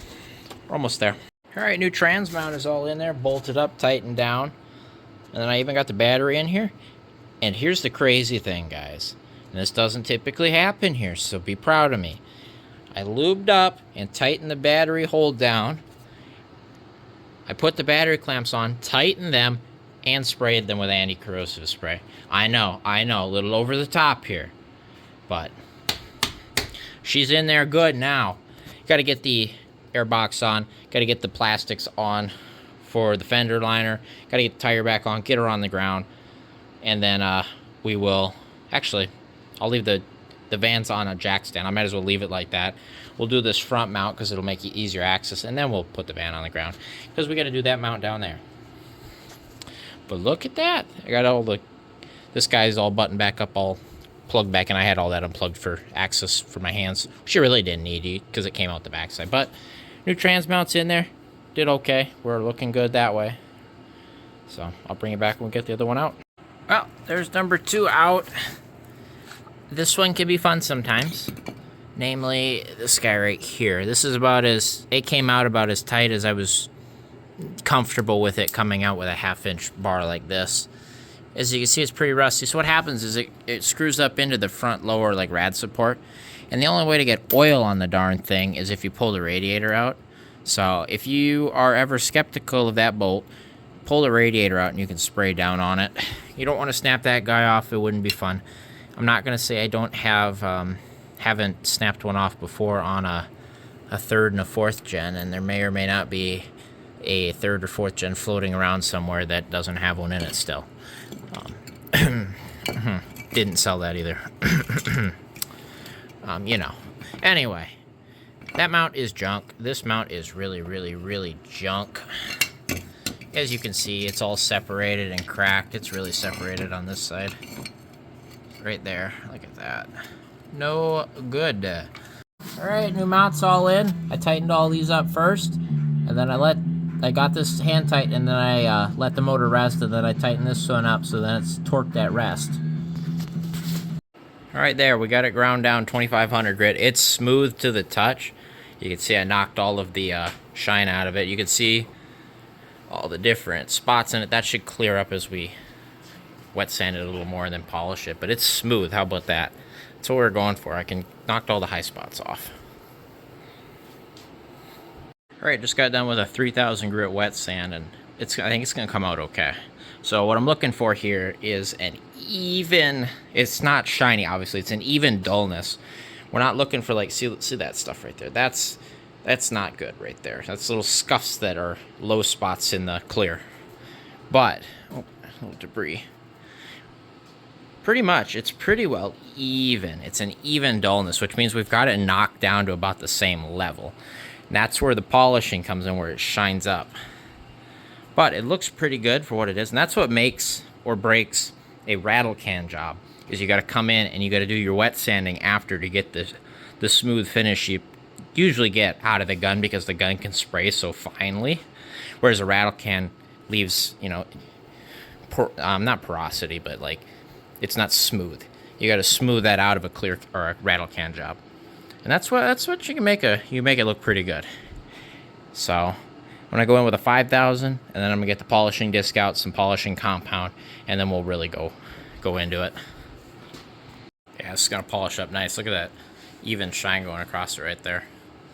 That's with the 5000 grit.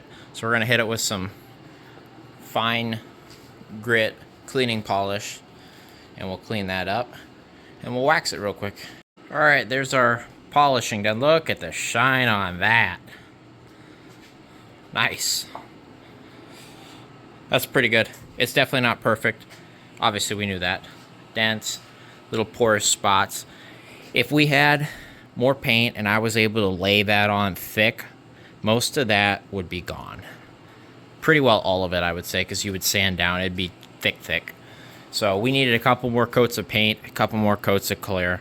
So I'd say to do a hood, you definitely need 2 full cans of paint, 2 full cans of clear. That would do it. So that's our downfall there. Otherwise, other than that, I think it turned out frickin' perfect, and it's obviously way, way, way better than it was. Now we just have this ugly fender, which I'm going to ignore. I am not touching the fender. I didn't want to do the top of the fender because I didn't want to try blend it. I didn't want to start that. That right there, just eliminating the big spots makes it look that much better. Nice.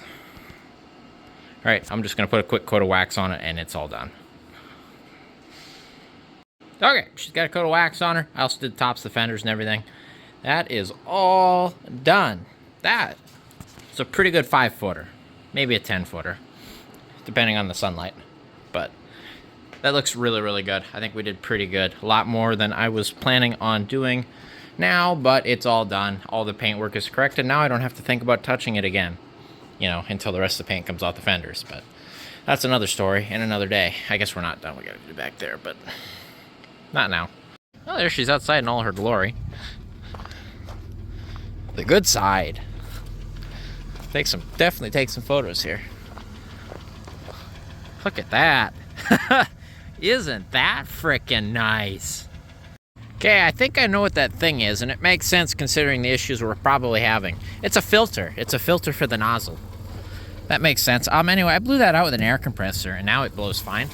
So we're just gonna send her home with no filter. It doesn't need a filter. Who needs filters? Filters are for losers. Oh, I gotta shut the hood. Dang it. Dang it. All right.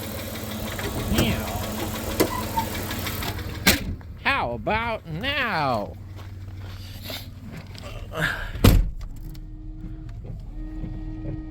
There we go.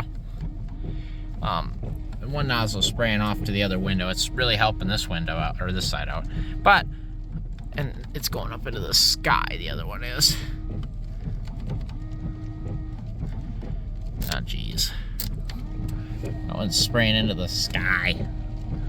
I'm gonna poke it anyway. Oh, I don't have the... Oh, I do have the carb cleaner tool. Come here. I will poke this one yet again, because you are still not cooperating. Please cooperate. But it's definitely... It's got to be a filter. That makes the most sense to me. Please stop spraying up into the sky. I just want it to work, and then it'll quit working because we don't have a filter on that side. Whatever, I give up. I'm gonna get a different nozzle at some point, but it's working for now. Cool, that's all done. We're all buttoned up front until the motor mount shows up tomorrow. And I'll probably swap that out tomorrow if I get to it.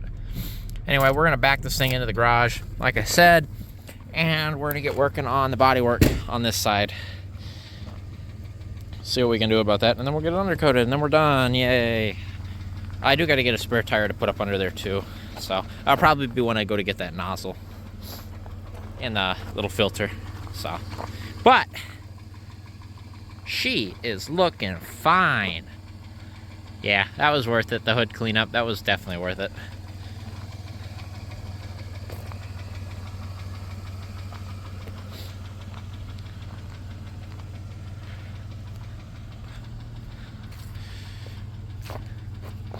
Ticking away. Okay, so I'm doing the thing again where I look at things when I really should be ignoring them.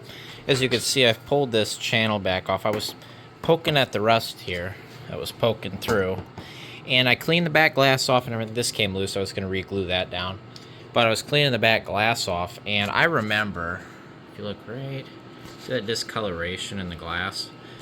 I remember one time it was raining and I thought I saw water dripping on the inside of the glass. I think the windshield's unsealed. Well, clearly we've got issues at the bottom, but if you look, I can move the glass. I'm thinking the whole glass is loose. Look at that. So my plan right now is we're gonna get it resealed like we resealed the front windshield, but I'm gonna pull the seal off, get this wiper arm off of here quick, and we'll see if I can't get this glass out without destroying it. And then we'll come in here, we'll have to grind down the window channel, clean this all up, do the same deal we did with the front windshield, because this is just gonna keep getting worse. So we'll see if we can fix it. And just to prove what I was saying, look at that. Yep. Whole glass is loose. It's not going to take me very long to get this whole windshield out of here. I'll be able to get it out of here with this plastic pick. Look at that. Listen to it. Here it goes. Whole thing's unsealed.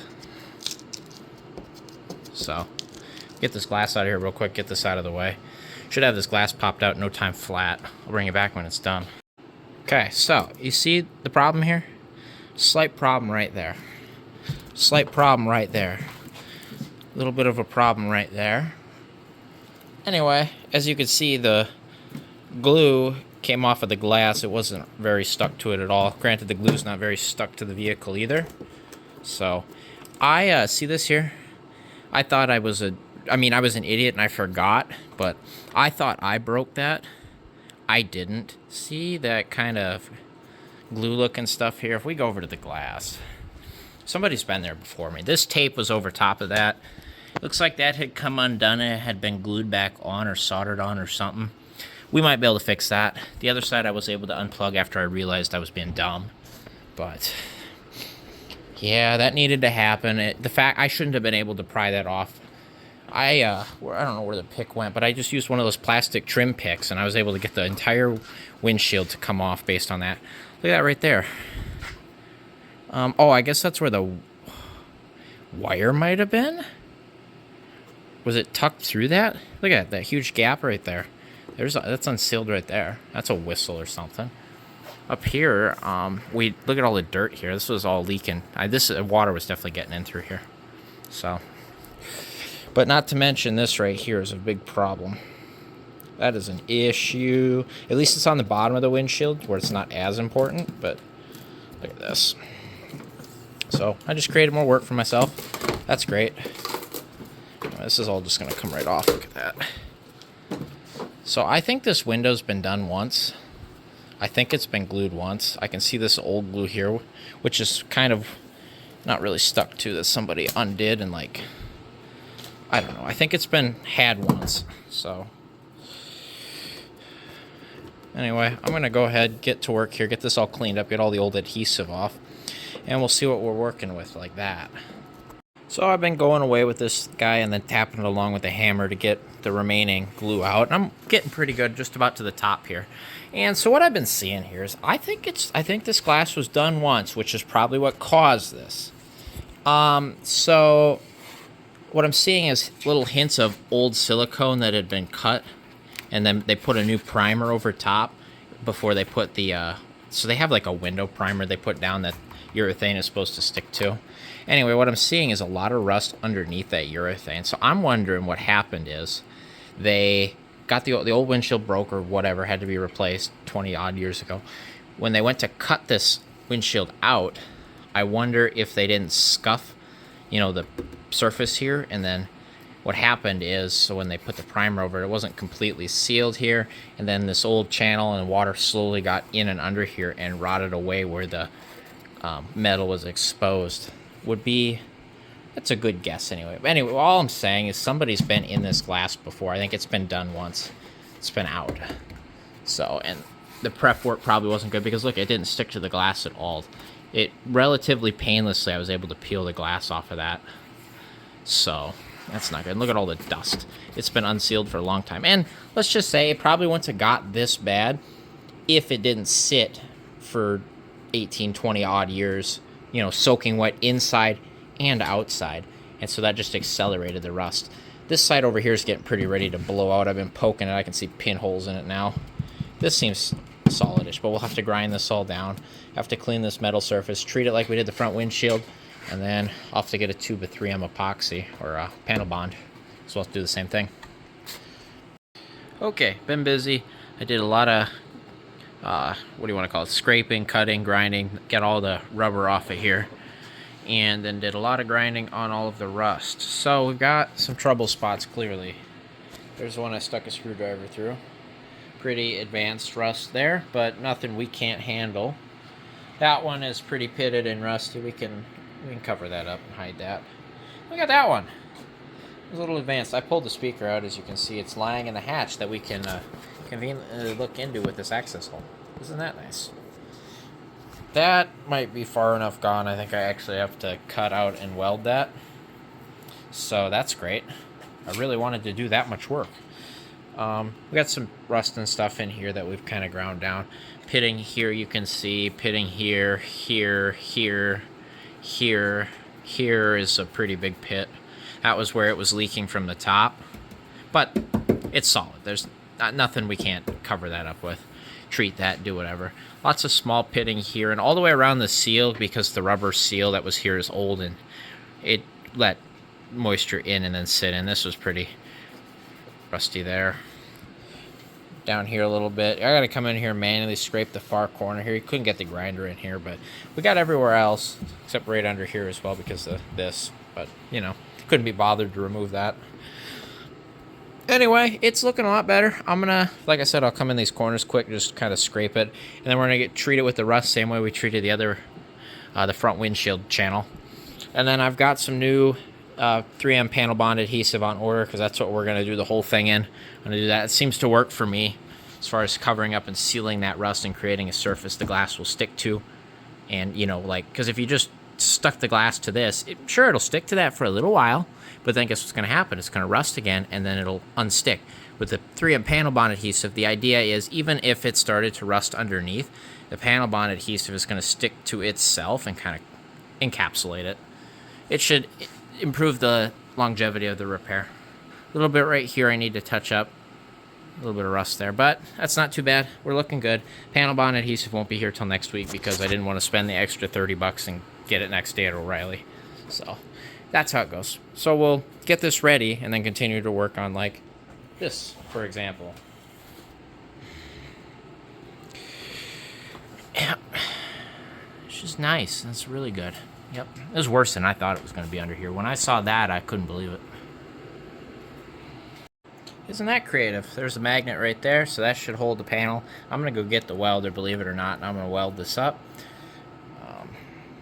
I don't know what I'm going to do about that yet. We haven't decided. I'm going to weld this all up, get it so I can pull the magnet off, weld that all up. We'll clean this up, grind it down, and boom, at least the hole is patched. Remember how I was, you know, super, like, bragging about how I, for once, tightened the battery up. Wow, look, now I have to get into this weird spot here to untighten the battery because I tightened it up. So, that's cool. Anyway, I'm going to pull the battery off so we can get to welding. Alright, so I've treated all of the rust on this channel going around here, so that's taken care of. That little pinhole we're going to pave over. That pinhole has been addressed, kind of. So I'll show off my crappy welds just a little bit because I'm slightly embarrassed, but you know. It was a fill job, that's for sure. So down here was really bad, so this metal, I made a flat patch. I didn't want to try cut into this and kind of mess this up too bad, which then left me with some very thin metal right here, which took a lot to fill. I did find a small little patch, and there's a patch in there, believe it or not. So, that's my beautiful, ugly, terrible welds that need to be ground down. And we'll grind them down. There'll be pinholes. I guarantee you those are porous.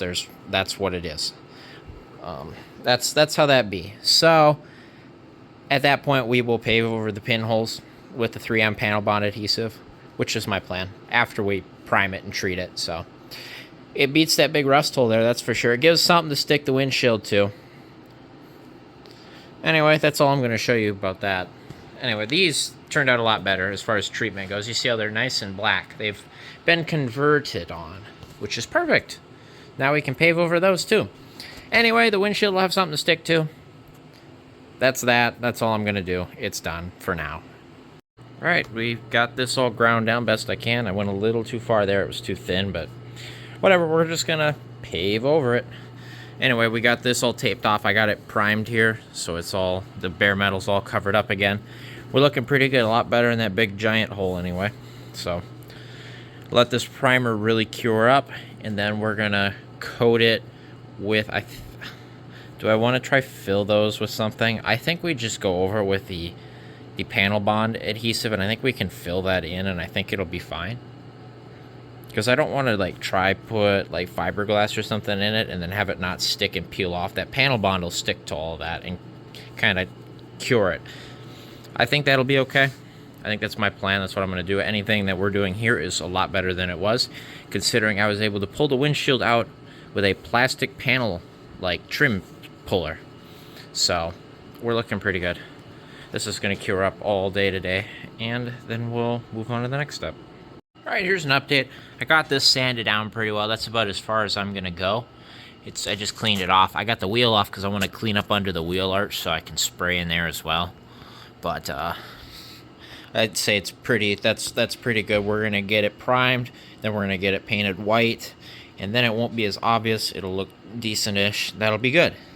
Back here, the primer's pretty well dry. I got the tape pulled off. I got the paint pinstripe taped off. That's going to be my hard line, because I think I want to spray it white and just kind of feather this in best we can. But I also kind of wanted to put some filler here because there's a dent. So, I don't know. I haven't quite decided yet. I also want to spray the quarter panel first to make sure I have enough paint for that. And then we'll just spray whatever paint we can in here. As long as it's covered, I don't care how good the coverage is back here. It's not very visible. It's just whether or not I come up here and try to fix this or not. I don't know what I want to do yet. That's what I'm kind of going back and forth about. Because, like, do I just paint the top up here and then leave the sides? But, I mean, like, the paint's bad. It's bad paint. I'm just trying to make it look less bad while also fixing the window. Then, obviously, we got this quarter panel here that I would say it's a year or two away from just disappearing.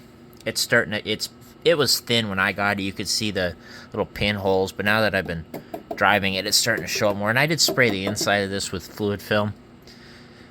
But you can't, I mean, you could spray all this, but then it just looks like crap anyway. But I could spray that quarter panel and just keep it covered for the winter, you know, just the whole thing. Because I don't want to do any body work on this side. Not now, anyway. I mean, otherwise, this quarter's fine. Like, the wheel arch is perfect. It's just rusty down in there, which is typical. All right, we got it primed.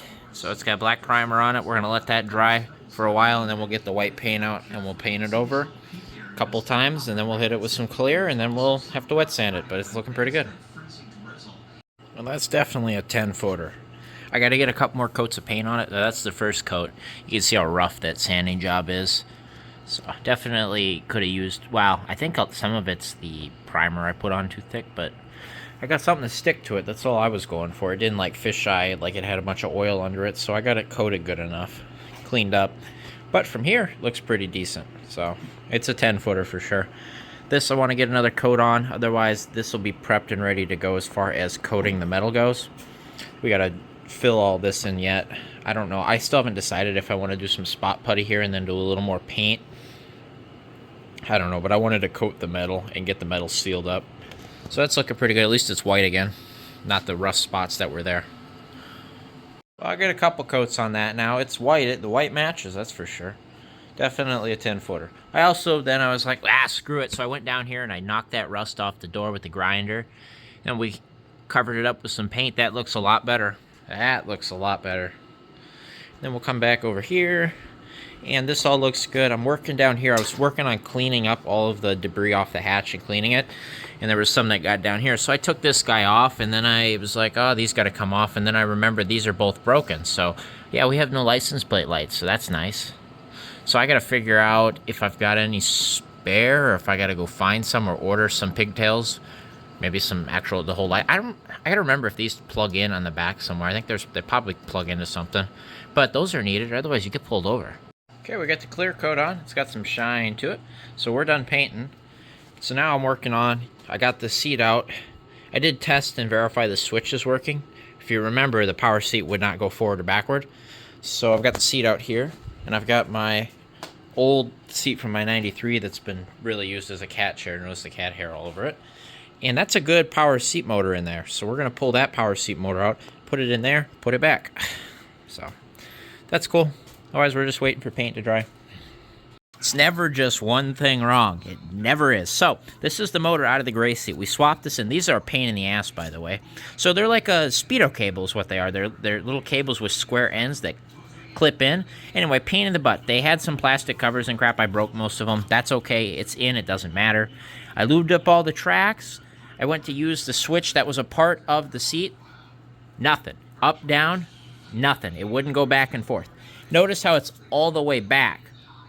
So when I would hit back, I would watch this bind up. And then when I hit forward, I could feel nothing from the motor. So it was like, well, it doesn't seem like it's triggering it forward. So sure as heck, I swapped the switch from the other seat too. And there it goes. So I'm like, wait, was it the switch? No, I thought we just tested that. So sure enough, I plugged the new switch into the old motor with the old motor sitting right here. Nope. So the motor was bad too. So what I'm thinking happened is the switch went bad, stuck the motor until the motor burned out.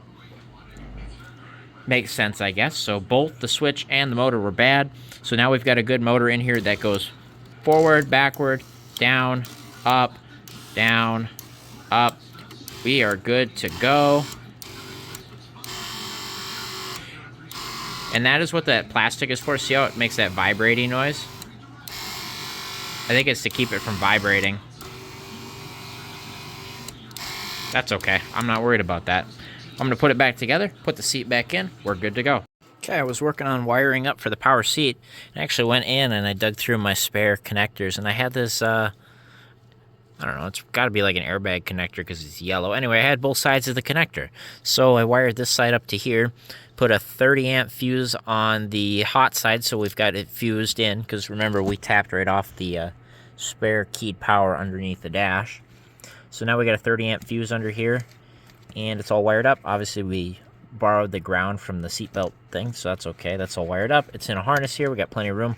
I got the other connector wired up on the other side of the seat. Seat's ready to go back in, get it plugged in, verify it all works, get it bolted up. We are good to go. Power seat is done. All right, we got all of the panel bond on the windshield channel. Got it all sealed up. Had to go a little extra down here. I think most of that is under the new seal, just to cover all the little pinholes where that big rust problem was. But look at that. It's all good. I even went on and I opened it up. We look down here. Can you see that? I did the back side as well. Sealed that all up too. So we're looking pretty good. Once that cures, the glass should be ready to be adhered to that. New seal and everything. Should look pretty decent. Most importantly, sealed. Okay, update time again. We're working over here. I got the car, actually I got it all cleaned up. Got all the overspray off the windows and everything. Probably a little bit of overspray here, but that'll get wet sanded off of it. Or not wet sanded, but polished off of it. That's all done. I got the interior all vacuumed out and cleaned. Here's all of our trim pieces for the back hatch. Got all up there cleaned, ready to go. I've been working down here. I got this glued on. And I got the plate back on. And I fixed both of the license plate lights. This one was already falling in. This bulb was good. This one was still hanging out here, barely, but the bulb was burned out. So we swapped the bulb, got 2 working bulbs. And so these are technically a one piece. So this is attached to this. And what happens is they get old and brittle and these break off of this and they fall in. So what I've done is I kind of precariously put them back and I glued them together with some trim adhesive. I'm letting that cure up. Then we'll push them back in, put the lens covers over top, and it should be good enough, hopefully. Better than it was, and we've got working license plate bulbs. Still waiting on this to cure up. Otherwise, the only things we got left to do, now that we got the power seat working and the interior all cleaned up again, and this ready for glass, besides gluing the glass in, is I have to undercoat the van, and then I got to put a full-size spare tire under it, and then it's done until the motor lets go, I guess. But we're looking pretty good. Lots of improvement here. Yeah, it looks really good compared to what it was, I'll tell you that much. Okay, final update of the night. I got the windshield cleaned off on the inside. I've got it just sitting here in the channel here. I got it taped so it doesn't fall out. I just needed somewhere to store it and also keep this sealed up. I did get this, what do you want to call him? The defroster guy. I got him re-glued back on, so we're all good there. And it's ready to go, just waiting on the glass guy. Alright, so we got the van up in the air here. Got it on some bigger jack stands. And we are getting ready to undercoat the van. Now, obviously, this van isn't the most rust-free van in the world. It's not terrible for being 30-something years old, but it's not the best either. As you can see here, we've got these little darker spots here. So what I've done is I come on with a putty knife, and I've kind of knocked off like the loose flaky paint where this rust is, at least as much as I could just get off quickly.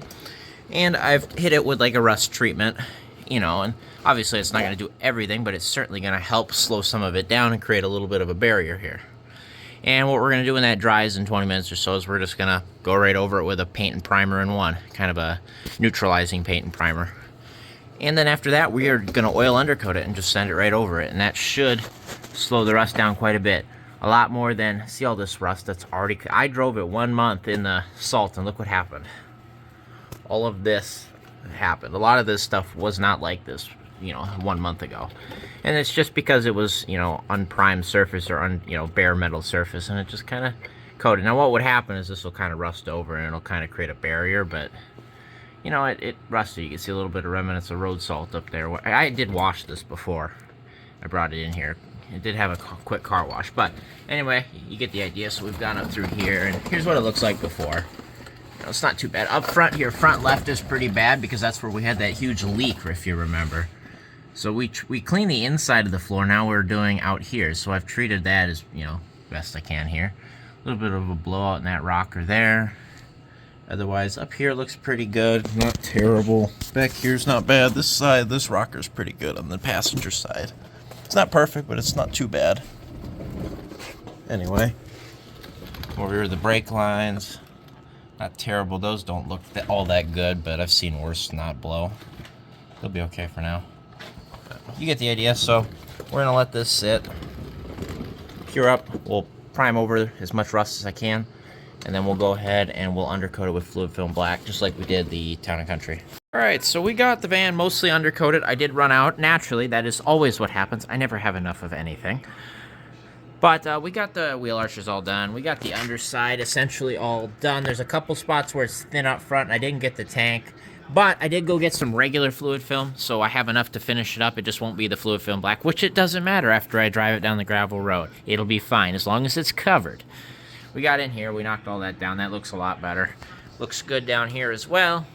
Otherwise, I was getting ready to put our new spare tire up, and then I realized that because it sat without the spare tire under it halfway down for 18, 19, whatever, however many years it was like that, it was seized. So I'm like, wait, I've got one that works. So here's the one that works.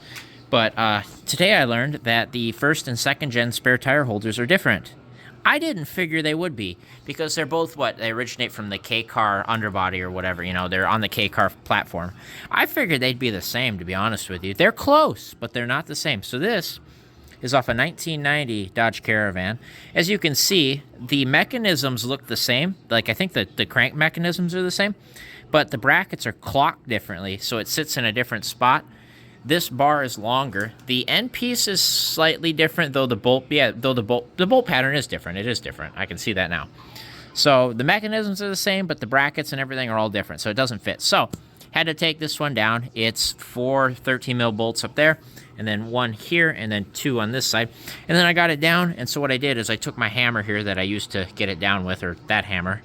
This hammer's got this little piece on here. It spun it, and you would hear it click, so it wasn't releasing this. Even if you pulled on this and tried, it wouldn't do anything. So what I did is I took my hammer and I just whacked the heck out of the mechanism on both sides. I just beat the heck out of it, and then it started spinning and it was fine. So I had my dad tension it as I spun it out, and it came all the way out, so we're all good there. So I'm gonna run it in and out a few times. I'll probably lube up the stainless steel guy there, so it brings, you know, some oil in here, keep it from rotting again or getting stuck. But it does work. It did release, so we're okay. I don't know. It was stuck, so I just beat on it, and it's fine. Anyway, we're going to put that back up under there, get the spare tire here. I'm going to take, while I got it out, I'm going to go up and I'm going to spray behind the bracket now that we can really get in there. I'm going to finish up spraying some other spots with some fluid film just to finish it up.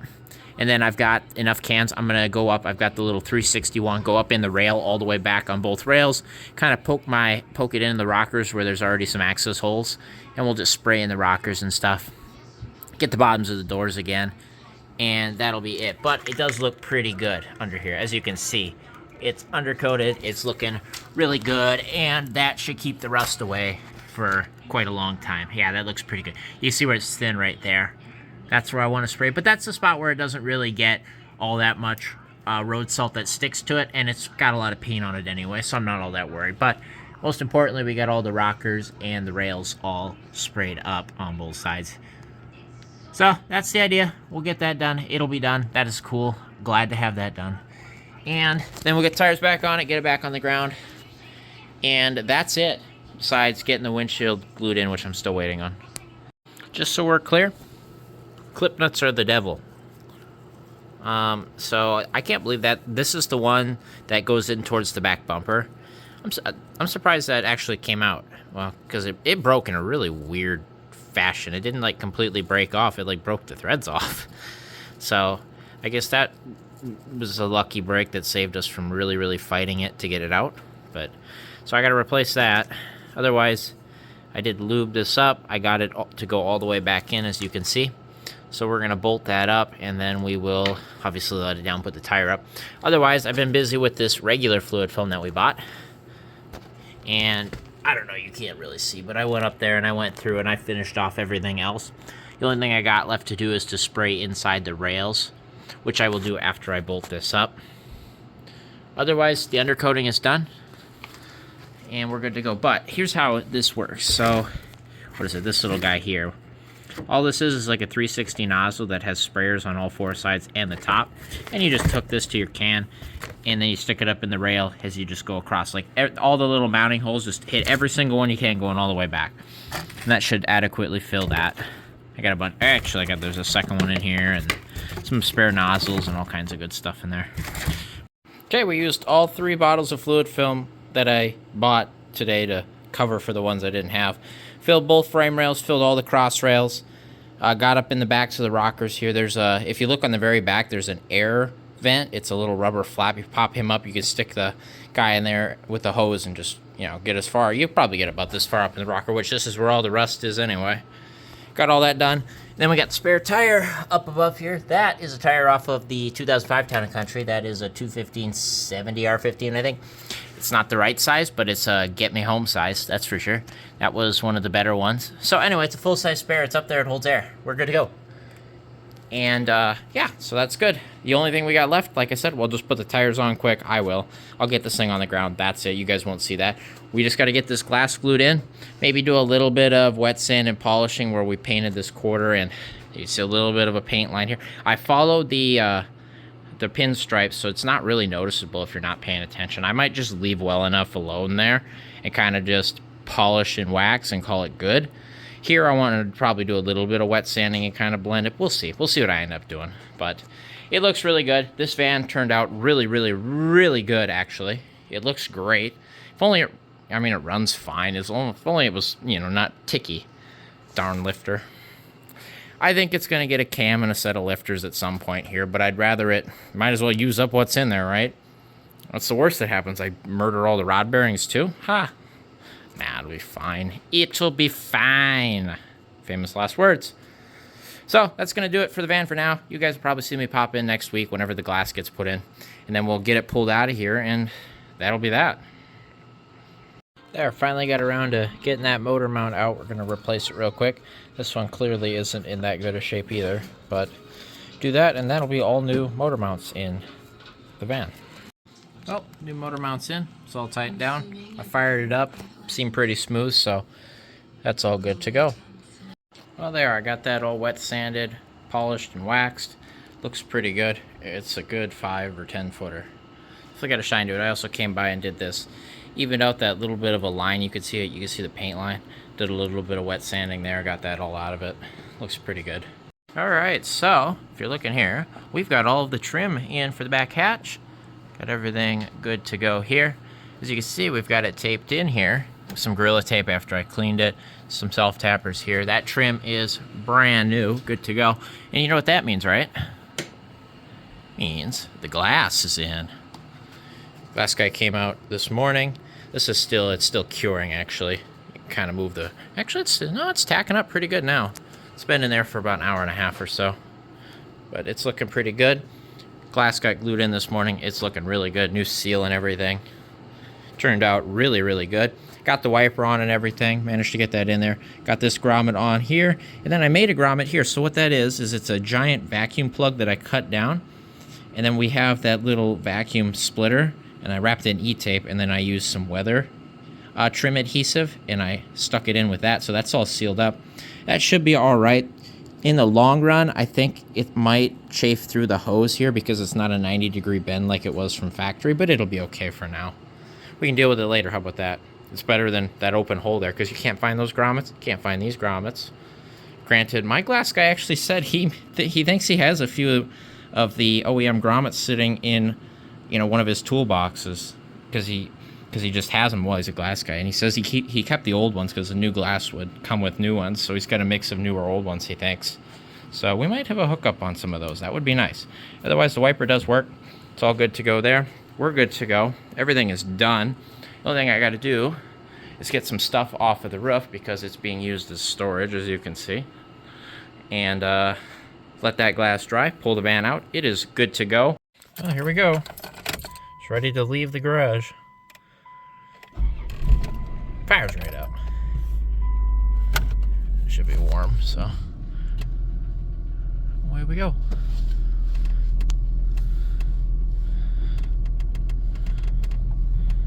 $156,416. Suppose I gotta go shut the garage door. We'll let this thing warm up a little bit. Get up to temp. Let's make sure everything works. Well, she's done. Wow, does that thing look good? It turned out really well. This is the cleanest it's going to be in a while because it's going to end up looking like this or like that because that's how it goes. But it's good to go. It's clean. It's undercoated. We're looking really good. There's the rustiest part of the vehicle now. Here, a little bit on the bottom of that door, a little bit there. It's going to rust. It's what's going to happen. The only way to really fix that is to cut it out, so you might as well let it rust, right? That's what I'm gonna say anyway. I did fluid fill in the inside of it. I did fluid fill in the outside and kind of wiped it in and then wiped it off. So hopefully in the crevices it's got some oil. So it should kind of slow it down a little. We did undercoat the inside of that door. But look at that hood. Yeah, that was worth it, guys. Yeah, you're right. I know, I just was being lazy. But hey, we got it done, so it doesn't matter. I wasn't being lazy. That looks really good. That turned out really good. See how much that can make a difference? We didn't have to repaint the whole van, sand the whole thing down. You know, I mean, I guess you technically did to do the hood, but we just chipped all the paint off and then recoated it.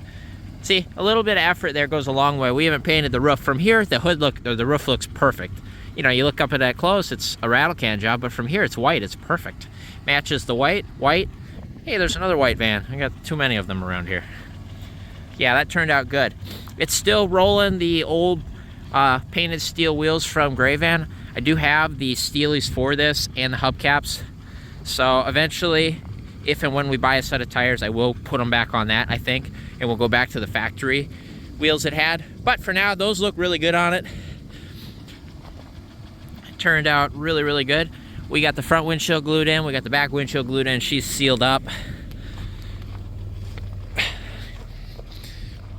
Yeah, that looks good. This has still got to cure a little bit, but it's been sat long enough, it's good to go and sit outside, I think. So, it should be all right. This might take a little longer to cure, but that's fine. We're looking here, oh, dust already. Crazy. Oh, it's blowing out from the vents because all the paint from the vent. I turned the heater on. No! I should have done that before I vacuumed it. Dang it. Anyway, sitting here. Oh! I don't know if we got heat yet. I don't think so. It's cold. I gotta get this book out of here now. I can bring that back inside. You know, besides all the paint chips that just blew out of the dash everywhere. Ah, dang it. I didn't think of that. I guess you're doing work, and before you vacuum, turn on your HVAC. But anyway, the van's sitting at 156,416, still ticking, you heard it. Doesn't matter. The inside is all done. It looks good. All the trim is on. Seats are in. All the trim around here is all on finally. That's nice. I was sick of looking at that. Oh, my seat's pretty far forward right now. Let's kick that back. All right, yeah, we got a power seat. Look at that upgrade. Isn't that nice? And it works. So, this fan is ready to go. As long as the heat kicks in, okay, we'll wait. It seems pretty lukewarm now, so I'm going to let it get up to temp, make sure that all works. If the heat's good today, we'll be good to go. Obviously, we got a radio that works. If we turn it on, you know, and if we got heat, we got a radio, defrost and everything. I guess I'll find out tomorrow if that works. There's the defrost button. The horn works now. I believe the power mirrors did work. I don't know, I didn't check. No, they don't. So that's fine, but they're set right, so we're okay. Rear view mirror looks good. These are still broke. I think those will be broke forever. I'm not gonna replace them unless I find red visors, which I don't have. So, might try to scrub this staining out of it. I don't remember if that was there before or if that was, you know what, I think that was me trying to glue this up. That's what it probably was, so whatever, that's fine. Got an airbag light on still. I don't remember what that was for. I don't care, to be honest with you. So, that's okay. Well, clearly it's this airbag, or it's the computer, or it's a fuse or something. But, it's not the fuse because the rear wiper works. If you look right there. So, this airbag's probably shot. I don't know. It doesn't matter. I'm okay without the airbag. I'm the only one driving it, so it's fine. So, I think that is going to do it today, and for a little while anyway, on Turnip, my 1993 Plymouth Grand Voyager that we saved after it had been sitting in a backyard for over 18 years. Wow, did she come around nice. So, obviously the van is still around. I'm going to drive it quite a bit. Actually, for once, I've got 3 vehicles to drive at once. And they're all in perfectly working order. That usually doesn't happen too often. I usually have some form of things to fix on all of them, but we finished up quite a few projects lately. Like today, I literally just finished that van up, and today I've also just finished this one up. That one's been done for a little while, so that's nice. Getting some old projects done, or getting some newer projects done, making room to work on some older projects. Yeah, String Bean, I'm talking about you. Eventually, we're gonna get to that this summer. Not now, but like soon. I'm making room for the project. So it's a pretty long-winded outro here, so I'm gonna leave it at that. So thank you guys for watching. I hope you guys really enjoyed seeing this van come back to life. I certainly enjoyed doing it, and I certainly enjoyed driving it. Obviously, we will be back to work on this sometime. There are still unresolved issues in there. I do believe it deserves a cam and lifters. But for now, I think it'll be okay. I'm just gonna keep an eye on the oil, change it pretty frequently, and it should be okay until it's not. So thank you guys for watching. I'll see you guys next time, whatever we're working on.